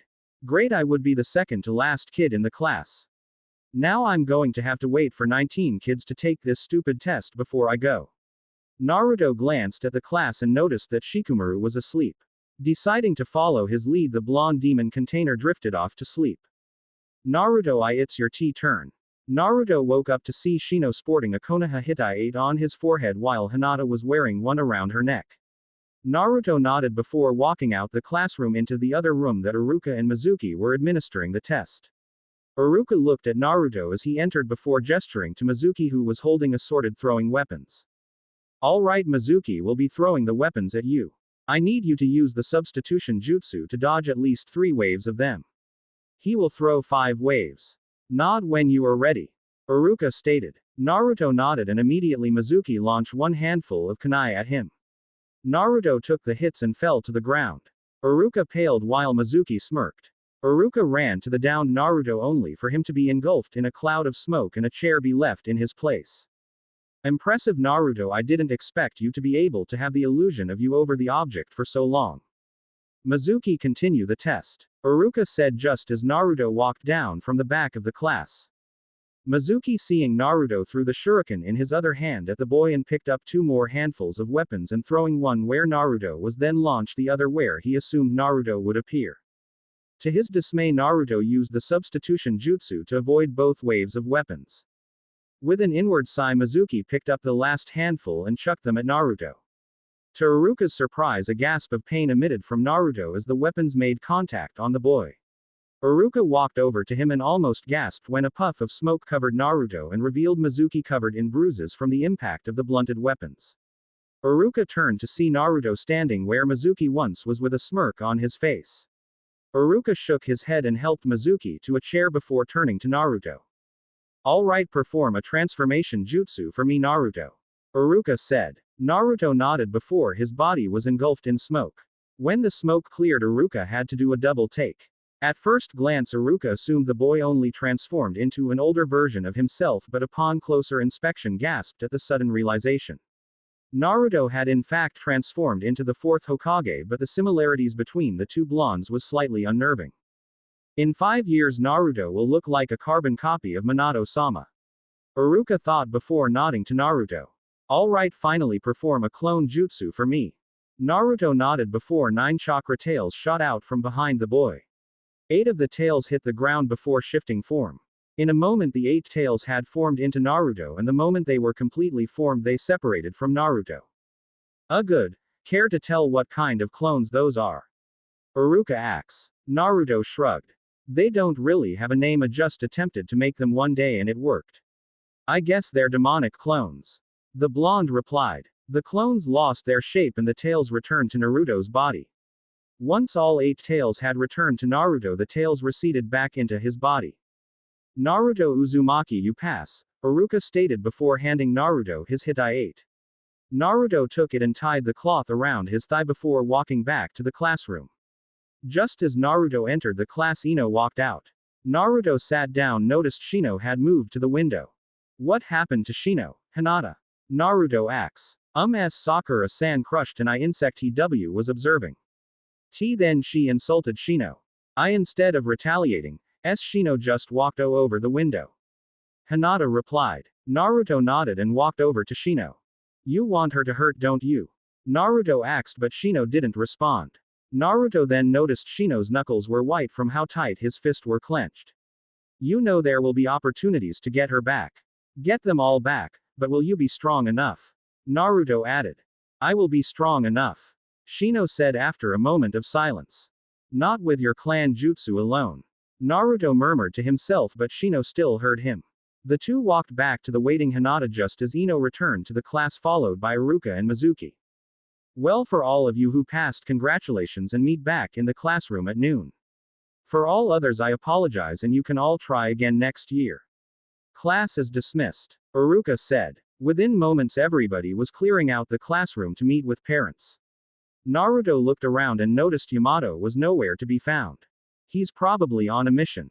Naruto thought before walking away to find a place to relax since he didn't feel like being in his apartment right then.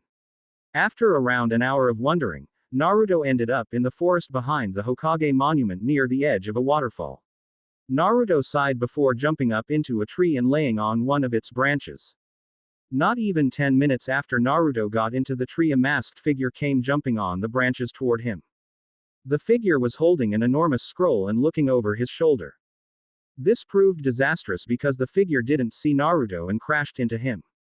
Fortunately for Naruto, a tail of chakra deflected the figure and sent them into the waterfall nearby. Naruto looked around trying to figure out what happened when a thud sounded below him.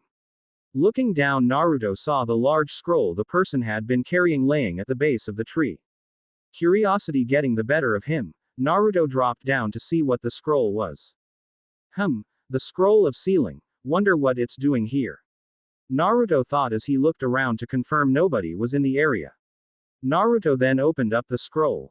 Well, nobody will mind if I take a quick peek. Upon reading the scroll, Naruto grinned and took out some scrolls from his hidden pockets. Naruto began copying all the jutsu on the scroll of sealing. Over 1 hour later and 6 more scrolls, Naruto had copied all the jutsu. Now with that over, let's see what I want to learn first. Naruto said before mixing up his scrolls and picking one randomly. The shadow clone technique and variations, I guess that's as good as any. Naruto placed the rest of scrolls in his pockets before he began working on the jutsu. Naruto, what are you doing? Iruka shouted as he came across Naruto drenched in sweat and the scroll of sealing nearby on the ground. Naruto shrugged and glanced past Iruka's shoulder. You want this, don't you, Mizuki? Naruto stated, gesturing toward the scroll. Iruka turned around to see a soaking wet Mizuki holding a Fuma shuriken in his hand and glaring daggers at Naruto. How did you know, demon? Mizuki asked, venom dripping his voice. Lucky guess, Naruto said, but I can't let you have it despite how much I despise this village, so I'm going to have to kill you. Mizuki smirked and launched the shuriken at Naruto. Naruto didn't even flinch as the Fuma shuriken closed in on him. A foot away from his body, a chakra tail shot out and deflected the projectile. Mizuki glared and charged Naruto, pulling out a fistful of kunai, each with exploding tags attached to them. Mizuki tossed them at Naruto and they all landed at his feet. Naruto, seeing the exploding tags, jumped up to dodge but moved too slow. The explosion engulfed Naruto and Mizuki made to grab for the scroll, only for somebody to grab his wrist. Mizuki looked and inwardly shuddered when his looked into Naruto's now blood-red eyes with slit pupils. Now that wasn't nice. Your attack almost hit me. Naruto growled. Before Mizuki could respond, Naruto kneed him in the chest, launching him skyward and cracking multiple ribs. Mizuki was given no time to recover because Naruto was above almost instantly. The blonde drilled both his heels into Mizuki's chest, effectively shattering his ribs. Mizuki gasped as he hit the ground and coughed out blood. That was pathetic. You weren't even a warm-up. In fact, I was hoping you would make me use some of the jutsu I just learned. Naruto said as pulled out one of his trench knives and began channeling wind chakra into it. Naruto, there's no need to kill him, he can't fight back. Iruka shouted as he landed next Naruto. See, this is why people believe Konoha shinobi are weak. You're all too merciful. Naruto replied. Before Iruka could respond, the distinct sound of flesh being cut echoed throughout the forest. Iruka looked and saw Mizuki's head was currently 2 feet away from the rest of his body. Iruka looked at Naruto to see him calmly putting trench knife away. Now I guess you can handle the rest, Iruka-sensei. I'll see you tomorrow at class. Naruto said before disappearing in a column of flames, leaving a stunned Iruka standing at the base of the tree with Mizuki's body and the scroll of sealing. Chapter 6. Team 8. Alright, we have 6 teams this year and I need 3 more Junin to teach them. Kakashi, Kurenai and Asuma have already volunteered. Sarutobi looked around the room full of Junin and sighed when he saw nobody step up. Fine, I'll choose myself. Hayama, Genma, Richi, everybody else is dismissed. Just as the rest of the Junin turned to the door, it burst open, revealing a panting Anko. Hokage-sama, I would request to train a genin team. Anko said between breaths. To say Sarutobi was stunned would be an understatement. Anko enjoyed traumatizing people. She was the last person he could see training a genin squad. May I ask why, Anko? The aged Hokage replied. Well, I saw this group of academy students sitting on a roof. At first thought I nothing of it, but then I noticed that it was the village Jinjuriku, the Hyuga princess, and Aburame heir, so I decided to check out why such a strange group was hanging together. I trailed them all day and their reactions to each other and classmates impressed me. As shinobi, we're supposed to follow instincts, and something's telling me that those 3 could become the best team this year, maybe better than the Sannin, and I want to train them. Anko replied. Well, this is a new development. The teams were already created, I was just going to assign sensei right now. Well, I guess we'll discuss it right now. Oh, Hayama, you will be teaching Team 1, Genma Team 2, and Richi, you have Team 4. Since this discussion won't affect your teams, you all can leave. Pick them up tomorrow at 1. Sarutobi stated, and the 3 Junin exited the room. Alright, since we'll change the last 3 teams, I will be discussing this with you 4. Originally the teams were going to be Team 7 Sasuke Uchiha the number 1, Shikamaru Nara the dead last, and Hinata Hyuga the best academically taught by Kakashi. Then Naruto Uzumaki, Kiba Inuzuka, and Ino Yamanaka taught by Asuma. They would have been infiltration due to Ino clan jutsu, and Naruto and Kiba top-ranked ability in stealth. Team 10 would have been Shino Aburame, Choji, and Sakura Haruno taught by Kurenai. They would been our detention team due to Shino and Choji's clan jutsu, and Sakura has impressive chakra control, so Kurenai could taught her genjutsu for capture purposes. Anko, I would like to hear what teams you have in mind considering. Sarutobi stated. Team 7 could be Sasuke Uchiha, Sakura Haruno, and Kiba Inuzuka. They could an assault team under Kakashi. I could teach Team 8 with Naruto Uzumaki, Shino Aburame, and Hinata Hyuga. We could be an assassination team. Anko started, only to be cut off by Kurenai.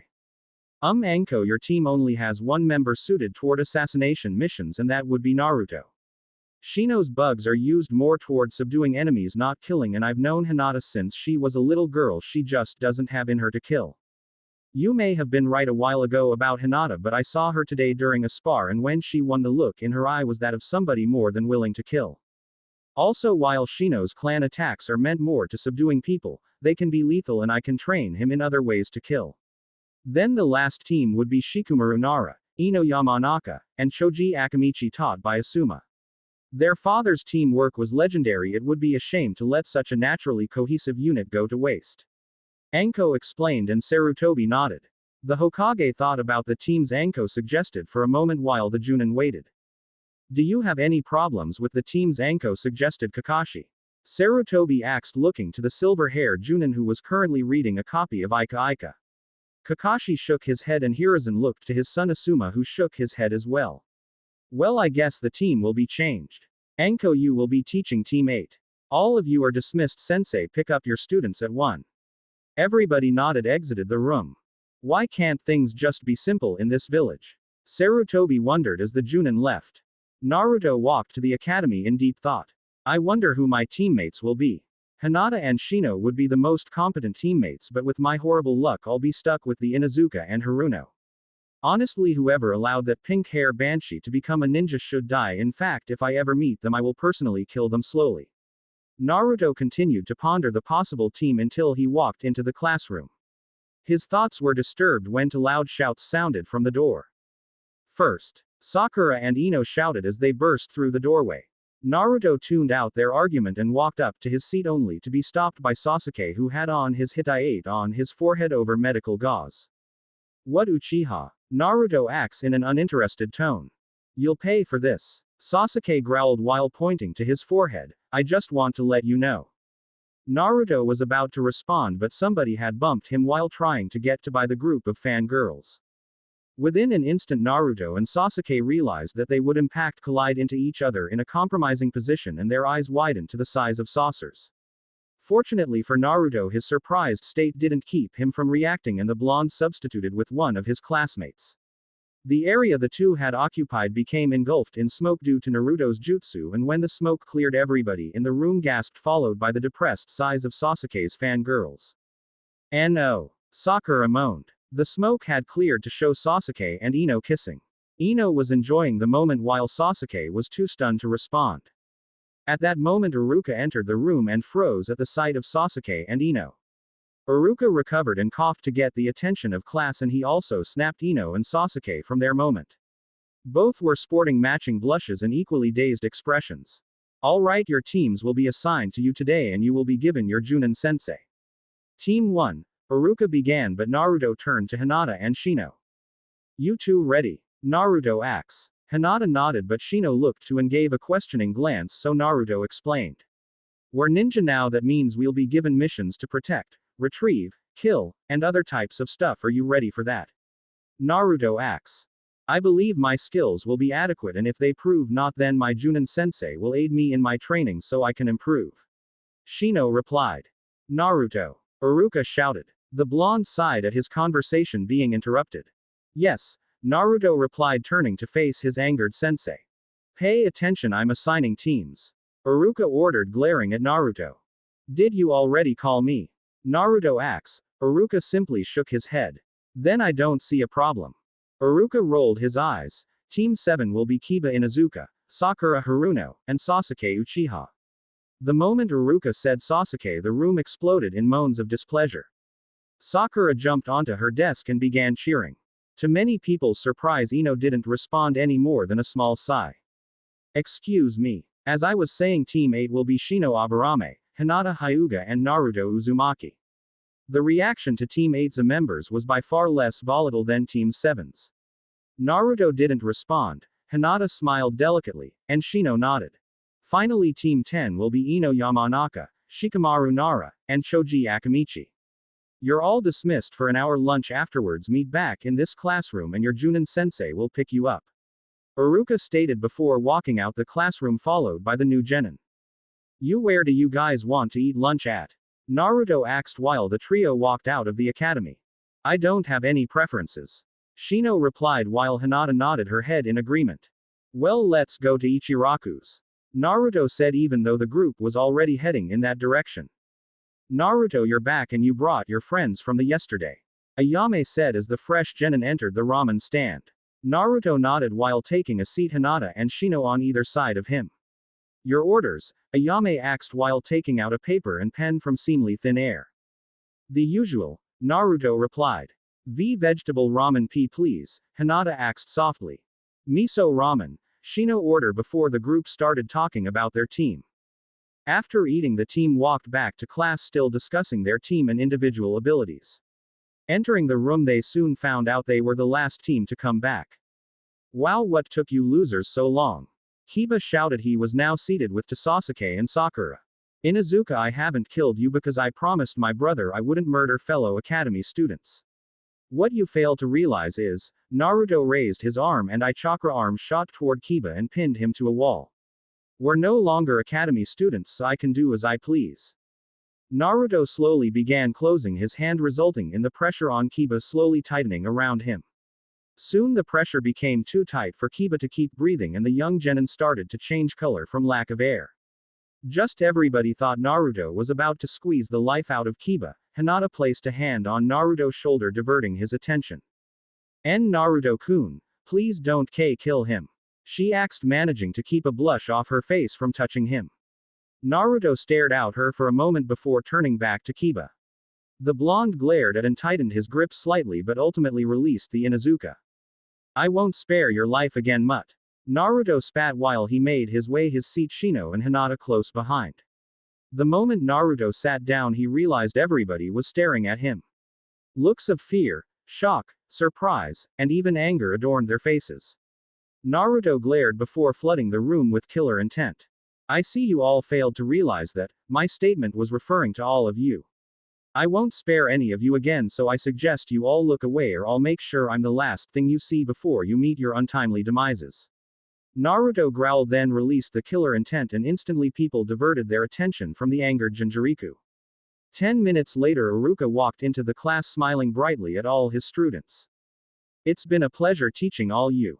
These last 4 years have been a fun experience and I'm sure you'll become amazing ninja that will do our village proud. I think this is the most promising group of ninja since. Iruka's speech was cut short when the door burst open and flew off the hinges. Teammate, I am Anko Mitarashi and I want you 3 at training ground 44 in 5 minutes and show up late. You might as well not show up. Anko shouted before she shunshined out the room. She was just like what Yamato said she would be. The Naruto stated as a grin formed on his face. This should be interesting. What do you mean, Naruto-kun? Hinata asked quietly. You'll see, Naruto replied before grabbing the 2 and the 3 were gone in a column of flames. Well, I'm impressed. Which one of you knows the Shunshin? Anko asked while sitting on a branch. Naruto raised his hand and Anko chuckled. Yamato teach you that? Naruto nodded. Did he tell you about me? Naruto nodded again. Then I'll try to meet your expectations. Anko replied with a smirk. Alright, I guess introductions are in order. My name is Anko Mitarashi. I like dango and interrogating, especially the torturing part. I dislike snake bastards and traitors. My dream is to be the head of the torture and interrogation division of Anbu. Your next blonde, Anko said, pointing a finger to Naruto. The name's Naruto Uzumaki. I like killing the people close to me, and ramen. I dislike most everything else. My dream, well, I really don't have one. Naruto replied. A little homicidal, but nevertheless, your next princess. Anko said before gesturing to Hinata. My name, Hinata started before being cut off by Anko. The stutter ends here and now. If you stutter, you will be ignored or I will make you start over. It may be cute to some, but I will only train strong independent kunoichi, which we both know you are. Anko replied, smiling at Hinata. Hinata nodded before taking a breath. My name is Hinata Hyuga. Like, Hinata said before being cut off again. Hinata took another breath and started over. My name is Hinata Hyuga. I like my friends, cinnamon rolls, and pressing flowers. I dislike those who look down on others. My dream is to become a strong clan head that unites the 2 houses of my family into one. Hinata finished with a smile. See, was that so hard? Anko asks, you're up, Mysterio. My name is Shino Aburame. I like insects, training, studying insects. I dislike people who kill insects for no valid reasons. My dream is to find and breed unique insects to add to my hive. Shino droned. Alright, now that is out of the way, I have a test. Anko replied, then gestured to the cage section of forest beside her tree. That is the forest of death. If you pass my test, she will be your home away from home, but we won't be using her today. Today your test will be to find and assassinate me without alerting me to your presence until it's too late. Anko said with a smile. Why? Hinata began. What did I tell you? Anko chided. Hinata nodded in understanding. Why would we kill you, Anko-sensei? Hinata asks. Oh, you'll be killing a shadow clone of me. Each of you will take turns. Who wants to go first? Anko asked, and Naruto was the first one to respond. Anko smirked before creating a shadow clone and having it run off. Whenever you're ready. Naruto jumped into the trees to go find the clone but stopped after traveling only a short distance. Let's see, how am I going to kill her? Something flashy I haven't killed in a while. I got it. Naruto whispered as a smirk grew on his face. Naruto then proceeded to continue his search for the clone, eventually finding her standing on guard in a small clearing. Naruto dropped from the tree, making sure not to be spotted, and began drawing out Kyuubi's chakra. The chakra encased Naruto's arms before he slammed his hands onto the ground. For a moment nothing happened, but then 4 chakra arms shot from out of the ground below Anko.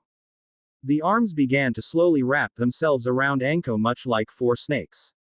Anko struggled, but the grip the chakra arms had on her was much too tight. Once all 4 limbs reached her shoulders, they split into 2 before wrapping around Anko's arms, then they stopped as if they were pondering their next move. The Anko clone could only gasp when her body was pulled into the ground down to the neck. Naruto walked into the clearing at the moment, the chakra arms returning to his body and finally seeping back into his body.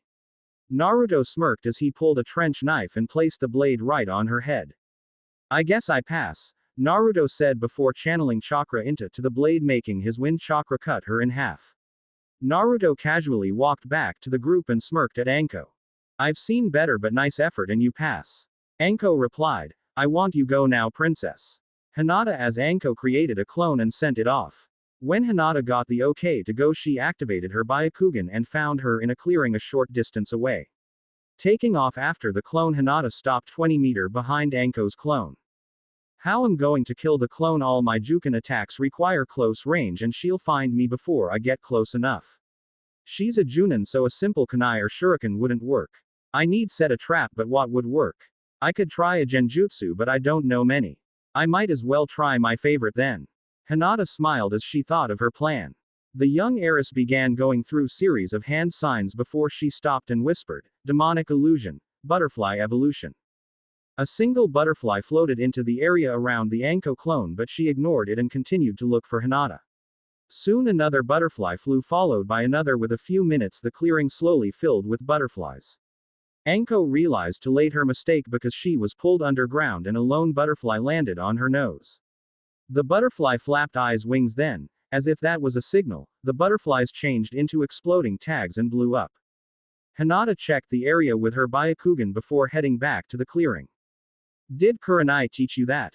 Anko asks. Yes, she has taught me a few. That was one of my favorites. Hinata replied. Ask her if she can keep teaching you them, seeing as these 2 and I will be heavy ninjutsu. You being able to use genjutsu will be a huge asset. Now we just need a medic and we could be the biggest threat in Konoha. Well, you're up, Shino. Anko said before creating a clone and sending it off. A moment later Shino followed after clone, only to stop once he was out of the viewing range of the group. Shino placed his palm on branch and said, secret technique, insect gathering. A web of chakra expelled from Shino's hands and soon multiple insects collected around his hand. Shino nodded before picking up 2 black widow spiders and continued after Anko. Finding Anko, he placed them in a tree and ordered them to bite Anko. The spiders traveled to a branch above Anko before dropping onto her head and climbing down to her neck and biting her. Anko brushed one off and grabbed another one. I'm sorry if that's your plan. I handle snakes, so I'm immune to simple spider venom. Anko called out. Those bites weren't meant to kill you. Shino's voice called out. What? Anko replied, but then noticed hundreds of insects crawling up her legs.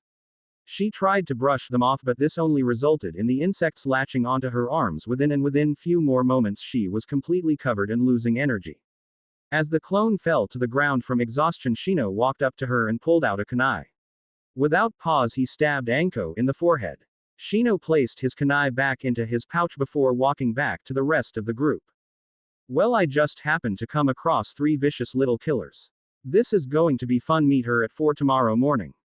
Anko said before she left in a leaf shunshin. Tomorrow. Naruto stated, leaving in his fire shunshin. It seems we might need to learn that jutsu or keeping up with our sensei and teammate will be immensely difficult. Shino stated, staring at the spots Naruto and Anko had just been occupying. Hinata nodded in agreement before glancing to her home. I have to go. See you tomorrow, Shino-kun. Hinata said with then walking off. Shino gave a simple wave before walking home as well. Chapter 7. Training. Welcome, maggots, to your first day of boot camp. For the next 2 months this forest behind me will be your home. I will make sure by time we leave you're either half dead, requiring medical attention beyond anybody in Konoha, or stronger than any average Junin, but first we have to get my gifts out of the way. Anko shouted, successfully waking up the 3 tired genin. Anko smiled before pulling out a scroll from her trench coat. Her smile never left her face as she opened the scroll and a large crate popped out. What has Anko Claus brought for all the good little girls and boys? For Hinata and Shino we have chakra weights, and Naruto we have lump of coal. Anko pulled out 2 boxes from the crates and tossed them to Hinata and Shino, who looked at the boxes before opened them up. Anko then took out a lump of coal and tossed it to Naruto. Inside Shino's box there were a set of armor-style weights exactly like Naruto's, except while Naruto's were solid black, Shino's were silver, and Shino's chainmail was a t-shirt instead of sleeveless like Naruto's. Hinata's weights though resembled jewelry and clothing. Inside her box were 2 wrist weights that resembled charm bracelets that had charms of a heart, the Konoha symbol, Hinata's family crest, a red swirl, and a fox on each, 2 matching ankle bracelets, and a black low-cut chainmail tub top. Sensei, why are the weights Shino and I wearing armor while Hinata's are jewelry?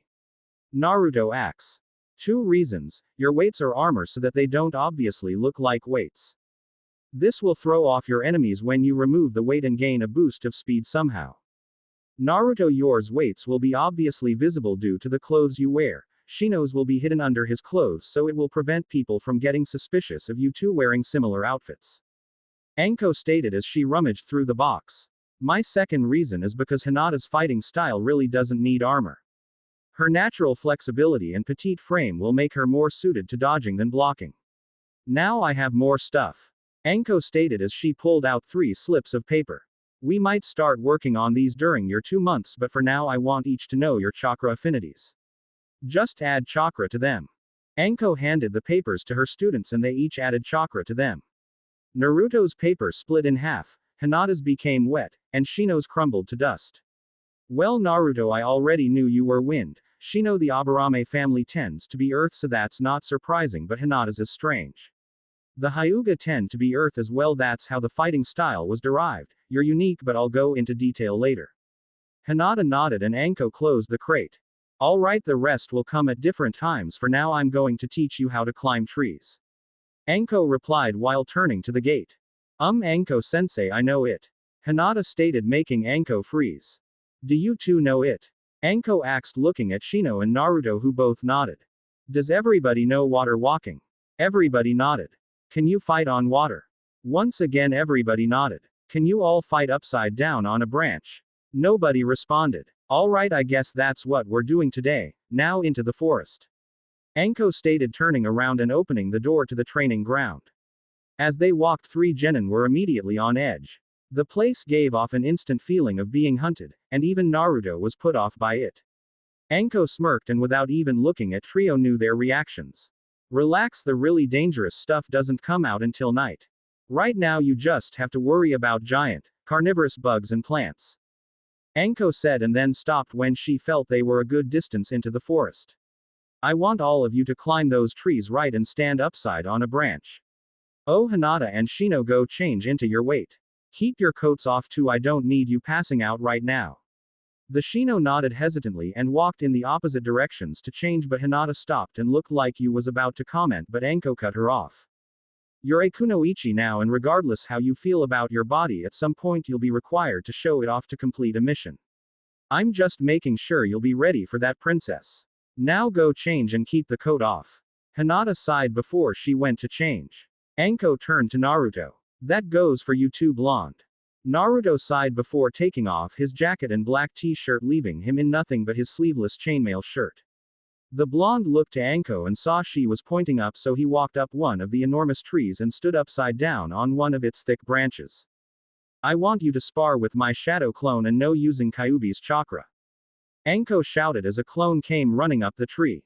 The moment the clone was upside down on the branch, Naruto moved backwards to gain some space only to fall to the ground below. Anko smirked as the blonde glared at his own stupidity. At that point Hinata and Shino walked back wearing their chainmail tops. It was obvious that their movements were sluggish. Luckily for Shino, his wrist bracers covered his arms for the most part, but Hinata was a different story. The Hyuga heiress was blushing heavily, covering her exposed stomach with her arms. Hinata looked ready to faint from showing so much skin. I forgot this is harder because you must be in contact with tree at all times or you'll just fall to the ground. Now each of you try, we won't be moving on until you can fluidly fight my clones for at least 20 minutes straight. Anko said, ignoring her angered and embarrassed students before making 2 more clones for Hinata and Shino. 4 days later. 1 hour. Well, that's impressive. Most shunin can't get this result so quickly, but I expected better from you 3. Anko called as she watched her students fight her clones.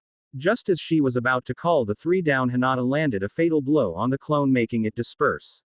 Shino and Naruto, seeing this, increased their pressure and soon both dispersed their clones as well. All 3 dropped down and landed by Anko together. Alright, now that is out of the way, it's time to work on your teamwork. Anko said before opening a scroll to reveal the crate. The snake summoner opened up the crate and pulled out a metal ring, about the size of a wristband, with 3 straps on it. Anko gestured for the trio to come over and she tied each strap around one of their waists. Now I won't under any circumstances remove these until the end of 2 weeks, so keep each other alive.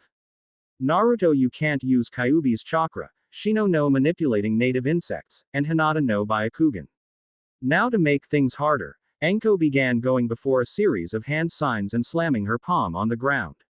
Smoke covered the area, and when it cleared, at least 100 snakes ranging from the size of a person to bigger than an entire house. Anko stood atop the largest one, breathing heavily, and murmured, "Eat them." The 3 genin eyes widened when it appeared the snakes smirked and launched at them. The 3 jumped away only to fall on one of the snakes from the lack of balance. The team tried to get up, but they struggled because of the restriction of the ring. Then another snake slithered on top of the one they had landed on. Oh fuck this! Naruto shouted and grabbed Hinata and Shino's arms, and the 3 were gone in a fire shunshin. Anko chuckled as the snakes went off to find their prey. This is going to be a fun couple of weeks. Now to go watch the show, Anko stated before heading to the tower in middle of the forest. I'm going to kill her. Naruto growled as Hinata and Shino sat on a branch attempting to hide from Anko's legion of snakes. I also think our sensei's training methods are eccentric. Shino commented. I think Anko-sensei mean well. Hinata replied, trying to calm her teammates down. Just as she said it though, a giant snake slithered onto the branch they were on and hissed, making the kids groan. They got up cautiously, but the snake still continued its path toward them, wrapping slowly around the branch. On my signal, jump left, Naruto whispered as he pulled out his trench knives. Just as the snake was within striking distance, Naruto added wind chakra and sliced their end of the branch from the rest of the tree. Jump! He shouted just as the branch began to fall to the ground. The team jumped, landing in a nearby river. This is going to be a long 2 weeks. Naruto grumbled. Hinata and Shino nodded in agreement. The trio with much difficulty reached the shore and began walking cautiously through the forest, finding jumping on branches impossible without Naruto using shunshin, on the lookout for any of Anko's snakes. Suggest we form a plan, Shino stated as they crept along the forest floor. That would be for the best, Hinata replied, only for a pack of giant lions to surround them. Here's the plan. We stop running and kill these simple animals, Naruto yelled in frustration. Hinata and Shino nodded, and the Shino pulled out a kunai while Hinata dropped into the Juken stance. Naruto pulled out both his trench knives and started adding wind chakra to them. One of the lions charged at Shino, but the bug user was ready. Extending his hand, multiple insects flew out of his skin and latched onto the lion. I'll finish it, Naruto called out as the feline fell to the ground, attempting to get the insects off. Naruto used his wind-enhanced knives to slice the beast's stomach wide open, killing it. Watch out! Hinata yelled as the move had left him exposed to a lung from another lion, but Hinata moved to defend, striking the lion with an open palm underneath the jaw. The move killed the lion and sent it flying over the group, but Shino grabbed its tail and sent flying into another lion. The remaining lion roared and all charged at once. Duck! Naruto growled. Hinata and Shino dropped and Naruto added more chakra to his knives before making a wide sweeping motion over both his teammates' heads, effectively killing the remaining lions. Finally, Anko's voice called from above them. I thought you brats would run forever. Now you just need to get so familiar with each other you won't have to speak. Naruto growled and was about to attack, but Anko began going through more hand signs. Once again she summoned multiple snakes of all different sizes and ordered them to attack the kids. Naruto yelled, but it was a mistake as her earlier summons entered the area. Realizing they stood no chance against so many enemies, the genin retreated while killing any snake that followed them. I'll kill her slow. Shino, watch out. Naruto yelled as a snake dove from a tree at the Aburame. Shino ducked and Naruto punched the serpent in the nose, making it disperse. Hinata! Shino called, throwing a kunai right by her head, striking a snake in the eye, also dispersing a summons. As the trio moved, the stream of snakes slowly thinned out until the serpent stopped following them, opting to strike later. She's crazy. Naruto grumbled as he held a closing wound from a snake that had been able to land a bite on him. Shino nodded while Hinata attended to some minor wounds on him. This Hinata made no reply to aid their sensei, as she tried to patch up her teammates and herself with the first aid kit she kept in a scroll in her weapon pouch. This led to a silence as the young kunoichi worked, but the moment she finished, the silence was broken by a loud groan from Naruto's stomach. We need to go hunt for food, Hinata stated as Naruto placed an hand on his stomach. The three got up and began searching the forest for something to eat. As sky darkened, their lack of food began to frustrate the team until they came upon a deer the size of 4 people. Naruto hushed the group as he pulled out a kunai, gesturing for the other to do the same. Hinata, aim for the head, Shino the body, I'll strike the throat. Naruto then with his raised his free hand and paused. The deer raised its head in alertness, but the moment it turned its head, Naruto brought his hand down and the three threw their kunai. The weapons all hit at the same time and the deer was dead before it hit the ground. The three walked over to the animal and took their weapons out, cleaned them and began skinning the deer. Naruto-kun, why did we all need to strike the deer? Hinata asks. Just in case it had a coat tough enough to possibly block our kunai. Naruto replied. Hinata nodded as she continued to skin the animal. Upon finishing, they started a fire, then cooked and ate the deer in relative silence. Alright, who wants first watch? Naruto asked as he pulled out a scroll. Opening it revealed a small stack blankets. The blonde handed everybody 2 before sealing the rest away. I will. I would like to read a few scrolls one just obtained. Shino replied before taking a scroll from his back pocket and opening, revealing more scrolls. As Naruto and Hinata went to bed, Shino read his scrolls, looking up occasionally to make sure it was still safe. 13 days later. Well, tonight Anko will finally release us from our bindings, but there are still around 100 of those snakes left. I say we go and kill them all, Naruto said as the 3 genin jumped through the trees. Might I inquire why? Shino replied. Well, I have a bone to pick with the walking purses. I want to see their blood all on this forest floor. Naruto growled. I think it would be a good test of our teamwork, Shino-kun. Hinata added. Shino just sighed and nodded. Naruto turned direction and Hinata followed, never losing a step as he led his team the area the group had deemed the snake pit. This area of the forest was where Anko's summons resided when they weren't searching for the trio of genin. The snake pit was a bottom of a small plateau next to the river, formed from somebody training with earth jutsu a long time ago. The group stepped lightly on the branch, careful not to alert any snakes. Naruto glared at the multiple snakes until one of them caught his attention. A large king cobra, easily taller than a 1-story building, and so long its whole body wasn't visible in the clearing, lay leisurely in the shade of the plateau. Naruto's glare intensified upon spotting the snake, almost trying to kill the serpent with a mere look. Realizing what Naruto was looking at, Hinata and Shino placed a hand on his shoulders. You'll get your opportunity, Naruto. Slaying Shida will be left exclusively to you, Shino whispered. Damn straight. Bastard snake had the nerve to swallow me, and then spit me out like I was a rotten mouse. I'll annihilate that overgrown garter snake. Naruto growled, his eyes flashing red. Is everybody prepared? Once we begin, there will be no chance to escape. Shino acts. Seeing Naruto pulling out his trench knives and Hinata holding a kunai firmly in her grasp, Shino decided nobody was backing out. The Aburame pulled out a handmade wooden bow staff and the group jumped in the middle of the large gathering of snakes. The moment they touched the ground, Naruto channeled Kyuubi's chakra into his mouth and then gave bestial roar to the sky that traveled all the way to Konoha, sending masses of people into a panic, fearing the Kyuubi had returned. Then the bloodbath began. Moving as one, the group killed any and all snakes that crossed their path. When somebody was left open, another would move to cover the weakness without hesitation.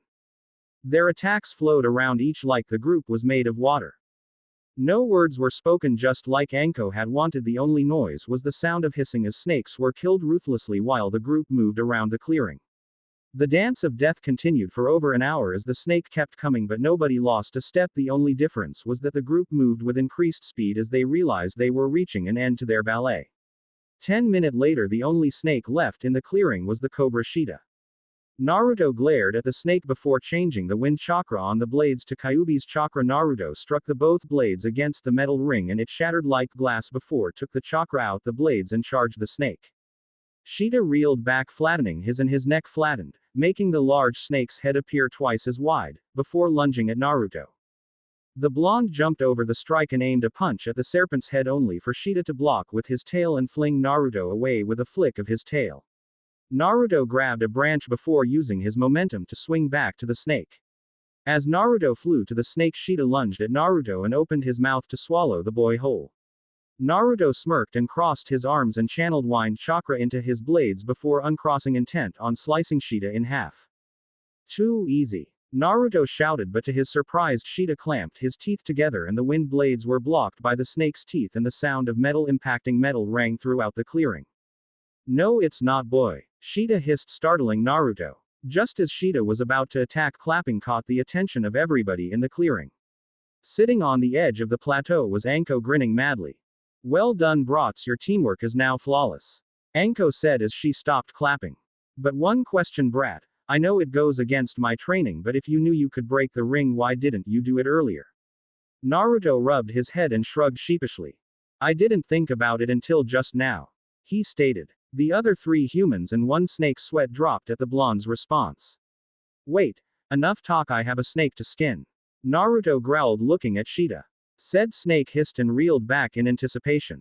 Just as the two were about to go another round, Anko grabbed Naruto and put him in a headlock. Enough.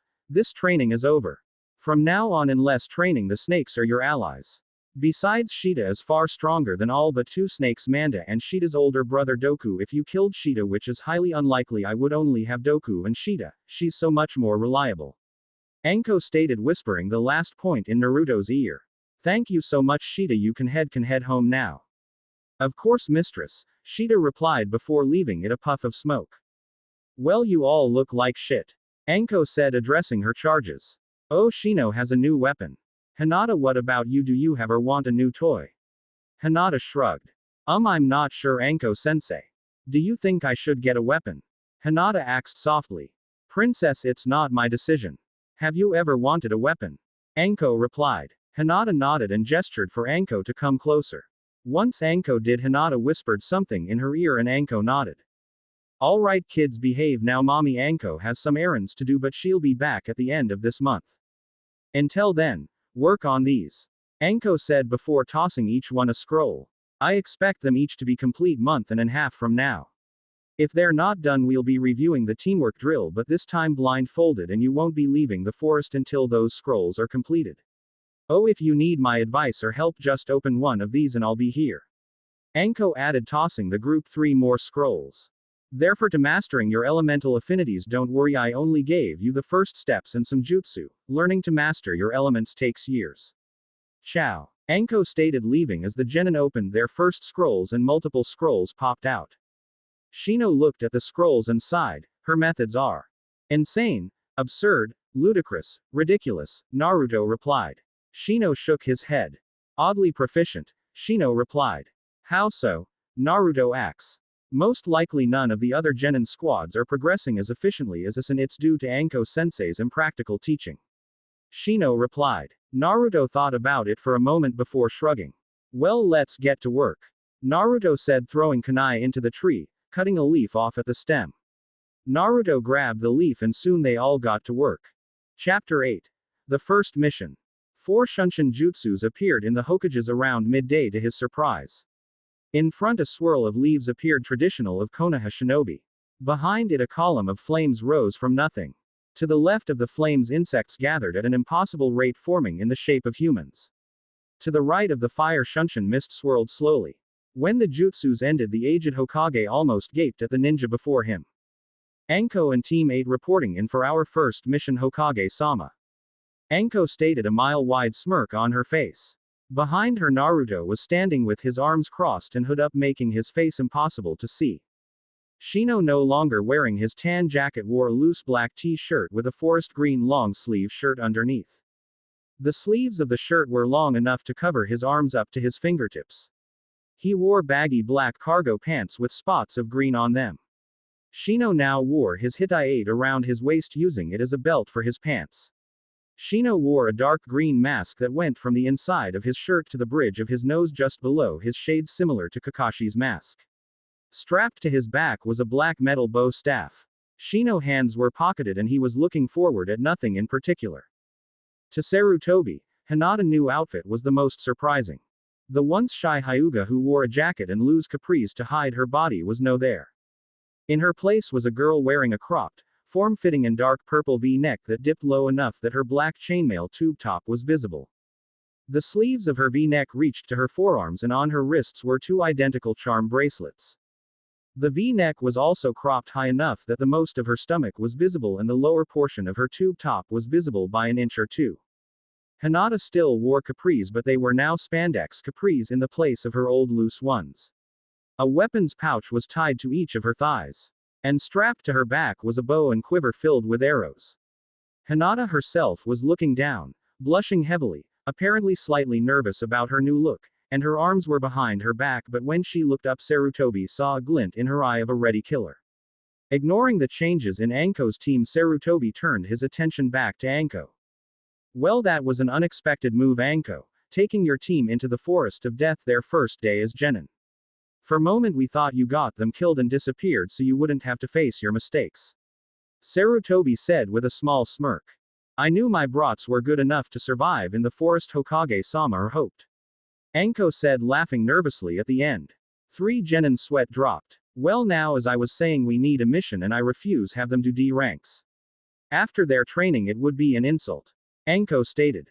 Anko, I can't honestly say I approve of giving a genin team a C rank mission for their first mission. Sarutobi replied. Hokage-sama, they spent 2 months in the forest of death and 4 weeks of that the place was crawling with my snake's summons. They could handle B and A ranked missions right now. Anko retorted. Both her and Sarutobi didn't the smallest of shivers that the group had, remembering doing the teamwork drill over again blindfolded because of the addition of Hinata's bow. Anko genin are expected to perform D ranks. I even had my team do more than 50 before we took on anything serious. If you group impresses me all, Sarutobi started, only for a small dog to jump in through the open window. Pakun, it's been a while, hasn't it? Sarutobi stated as the dog turned to him. Pakun nodded before handing Sarutobi a scroll. As the Hokage read it, his face became grim. Putting the scroll down, Sarutobi nodded at Pakun, who disappeared in puff of smoke, before turning back to Anko. Anko, I have a B rank mission for you and your team. Immediately all 4 were at attention. Kakashi and Team 7 were sent on a C rank escort mission, but their client lied and it turns out ninja were after him. I want you to go to Wave Country and provide backup for Team 7 in Guard the Master Bridge Builder. Now I have an off-the-records A rank mission. I want you to assassinate the man responsible, the shipping magnate Gato. If anybody asks, this mission didn't exist, is that understood? Sarutobi ordered, his tone deathly serious. Team 8 nodded before exiting the same way they entered. Anko stood at the front gate eyeing her team as they stood at attention waiting for orders. Is everybody ready? They nodded simultaneously. Then let's head out, we have comrades in danger. Jumping into trees at a high speed, Anko inwardly smirked as her team kept up with her pace. Deciding to push it, Anko doubled her speed. She couldn't keep the grin off her face as the genin didn't drop behind in the slightest. At this pace we'll make it to wave before nightfall. Hinata, at that point I want you to use your Byakugan to locate Team 7 and we will group with them to be debriefed on the situation. Is that understood? Anko asks. Hi. The three chorused together. This is the house, Anko-sensei. Kakashi-san is upstairs while his team is downstairs with three others. Hinata stated as Team 8 landed in front of a large house on the coast. Anko nodded and walked up to the door and knocked. The group didn't have to wait long as Sakura opened the door. Who are you guys? Sakura acts unable to recognize the group due to Naruto having his hood up and Hinata and Shino's drastic wardrobe changes. Team 8, we were sent on mission to support your team in protecting a bridge builder. Anko said, replied curtly. Oh, okay. Come in. Sakura said, leaving the door open as she walked back to everybody else. She neglected to ask for identification to ensure we were who we claimed to be. Shino stated as they walked in. Yep. Did Kakashi forget to go over that type of stuff? Anko wondered aloud as the team was led to the others. Upon entering the kitchen, Team 8 drew the attention of everybody present. Who are you? Sasuke asks. Anko was about to answer but Sakura beat her to it. Sasuke-kun, that's Team 8, they're here as our backup. Sakura replied. We don't need backup. They just get in my way. Sasuke said with a snort. Wait, Team 8 isn't that the team with Naruto, Shino, and Hinata? Kiba said while checking Hinata out while he spoke. Getting uncomfortable with his look, Hinata slid herself behind Naruto and Shino. This caused them both to glare at Kiba. Watch your eyes, Mud, or I'll remove them personally. Naruto growled, his eyes flashing red and becoming visible under his hood during his threat. Shino nodded and a low buzzing could be heard from him. I have every right to look. So you and Bug Boy can back off. Kiba countered. She doesn't want you looking. Be thankful we're on a mission or I kill you now. Naruto retorted, backing his threat up with some killer intent. Kiba paled but didn't back down. I've felt worse killer intent. Yours is pathetic. Kiba stated as he glared at Naruto. Before Kiba realized what happened, he felt something cold press against his neck in an area all men fear to lose. Kiba glanced to his right to see Hinata. I'll tell this one time, Kiba-san. Don't ever look at me like that again or I'll neuter you. She whispered softly in his ear, but her words were as cold as ice. Also insult my teammates again and I'll make you wish you were never born. Kiba nodded slowly, careful of the kunai still placed at his neck. Hinata put her kunai away and walked back to her team, ignoring Anko, who was grinning wildly. Alright, let's go talk to Kakashi. Anko replied and both team walked upstairs. Kakashi sighed as he watched Team 8 walk into his bedroom followed by his own team. The infamous Sharingan Kakashi, what a state you've been reduced to. Bedridden and unable to move, somebody has let their skills slip. Anko said, trying and failing miserably to hold back laughter. Anko, it's been a while but last time I checked you're still only a special Junin, so try to respect your superiors. Kakashi retorted, only for Anko to chuckle again. Wrong, Kakashi. I was promoted to full Junin when the brats passed. Hokage-sama said he had been meaning to promote for a while but there was no real opportunity until I took on my team. So we've been equals for quite some time now. But all pleasantries aside, what is your status? Anko replied, her voice getting serious at the end. Well, as you can see, other than me everybody is fine. Kiba's Ninken is also hurt and he won't be able to aid us at all. We encountered the missing ninja Zabuza Momochi and I was forced to use Sharingan to defeat him. I believe he is alive and will be in fighting condition in about a week. Kakashi explained. I see, will you be able to fight by then? Anko asked and Kakashi nodded. Well, since you are the more seasoned Junin, what do you suggest we do? I think it would be best if we make sure the genin are prepared. Zabuza has an accomplice that is most likely skilled enough to challenge them. Hand me a crutch. Kakashi answered. The group followed the hobbling Junin outside and a small distance into the forest before stopping in a large clearing. Today we're going to learn how to climb trees. Kakashi stated. That's easy, Kakashi-sensei. Kiba replied. Without your hands, Kakashi added. Both teams looked stunned but little did Kakashi know it was for two different reasons. Opting to show them, Kakashi walked up to a tree and walked up it until he was upside down on the branch. You accomplish this by adding chakra to your feet to stick to the branch. Like this, Kakashi-san. Hinata asked, standing upside down next to him with Naruto and Shino by her sides. Not expecting this, Kakashi fell off the branch and landed in a heap on the forest floor. This caused Anko to fall on her butt laughing so hard. Once she calmed down, Anko looked at Kakashi reproachfully. You haven't taught your team tree walking yet and you took them on a C rank mission. What have you been doing for 2 months? Anko asked critically. I had them working on teamwork, and between that and doing D rank missions as we're supposed to have our teams do, there wasn't much time for anything else. Kakashi countered. See, that's why we didn't do D ranks. Why waste valuable training time to do simple chores? Anko replied. Kakashi rolled his eyes but looked up to the upside down genin. Well, since you know this, you three can go protect Tazuna on the bridge. Kakashi ordered, only for Anko to cut him off. Nope. No chance in hell is my team is gonna babysit some old fart while your team trains. Besides, our mission is to back you guys up, not protect the old man. You and I will be in guarding him alone while my brats train too. Anko replied before tossing her team 3 scrolls. Naruto, make a clone. If there is trouble, it will alert you and you 3 can get team 7 and report to us. Naruto nodded and made a clone while Anko made one as well. My clone will give you instruction, now go. The team 8 and the clone walked into until they were out of the range of team 7, then the Anko clone stopped. Last time the original gave you brats the first step to elemental affinity mastery and some offensive jutsu.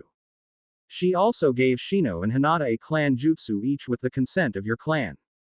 Naruto, she gave you a jutsu she believed would be beneficial to you this time. Since we don't have much time, she gave you each a defensive elemental jutsu each. Shino and Hinata got a defensive clan jutsu each and Naruto got a unique defensive jutsu. You have a week to learn both, or it very possible to make the teamwork drill more fun. The Anko clone stated, causing the genin to pale and immediately work on their scrolls only to stop 10 minutes in. You know it's very rude to spy on people. The clone said to nobody in particular. A few seconds later, Team 7 walked into the clearing. Is there a problem? Naruto asks. Kiba glared at him but said nothing. What are you 3 learning if it's not the tree walking? Sasuke asks. Naruto glared and was about to say something, but the Anko clone beat him to it. They're learning jutsu. The clone stated coolly. Teach them to us. Sasuke ordered. Uchiha, you lack the chakra control to pull these off, but even if you did, I wouldn't show you these scrolls. Now go back to climbing you trees before I crack your skull against a tree. Naruto growled.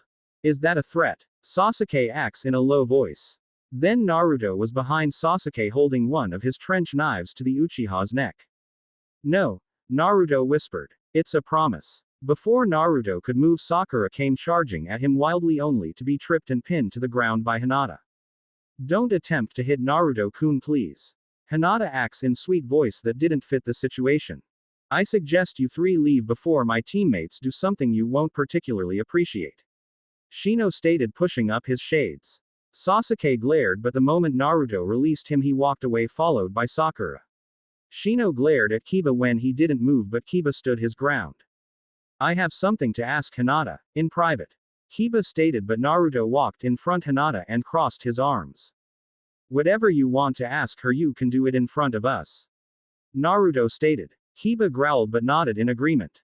Satisfied, Naruto moved out of the way of Hinata. I was wondering if after this mission if you wanted to go out sometime, Hinata. Kiba asks. Hinata froze, stunned by Kiba. Question. The Hyuga heiress glanced from Kiba to her team, but Shino, Naruto, and the Anko clone were staring at Hinata with indifference. Just as Hinata was about to respond, Hinata caught Kiba leering at her. Hinata smiled softly at Kiba and sauntered over to him. The indigo-haired ninja then leaned into his ear.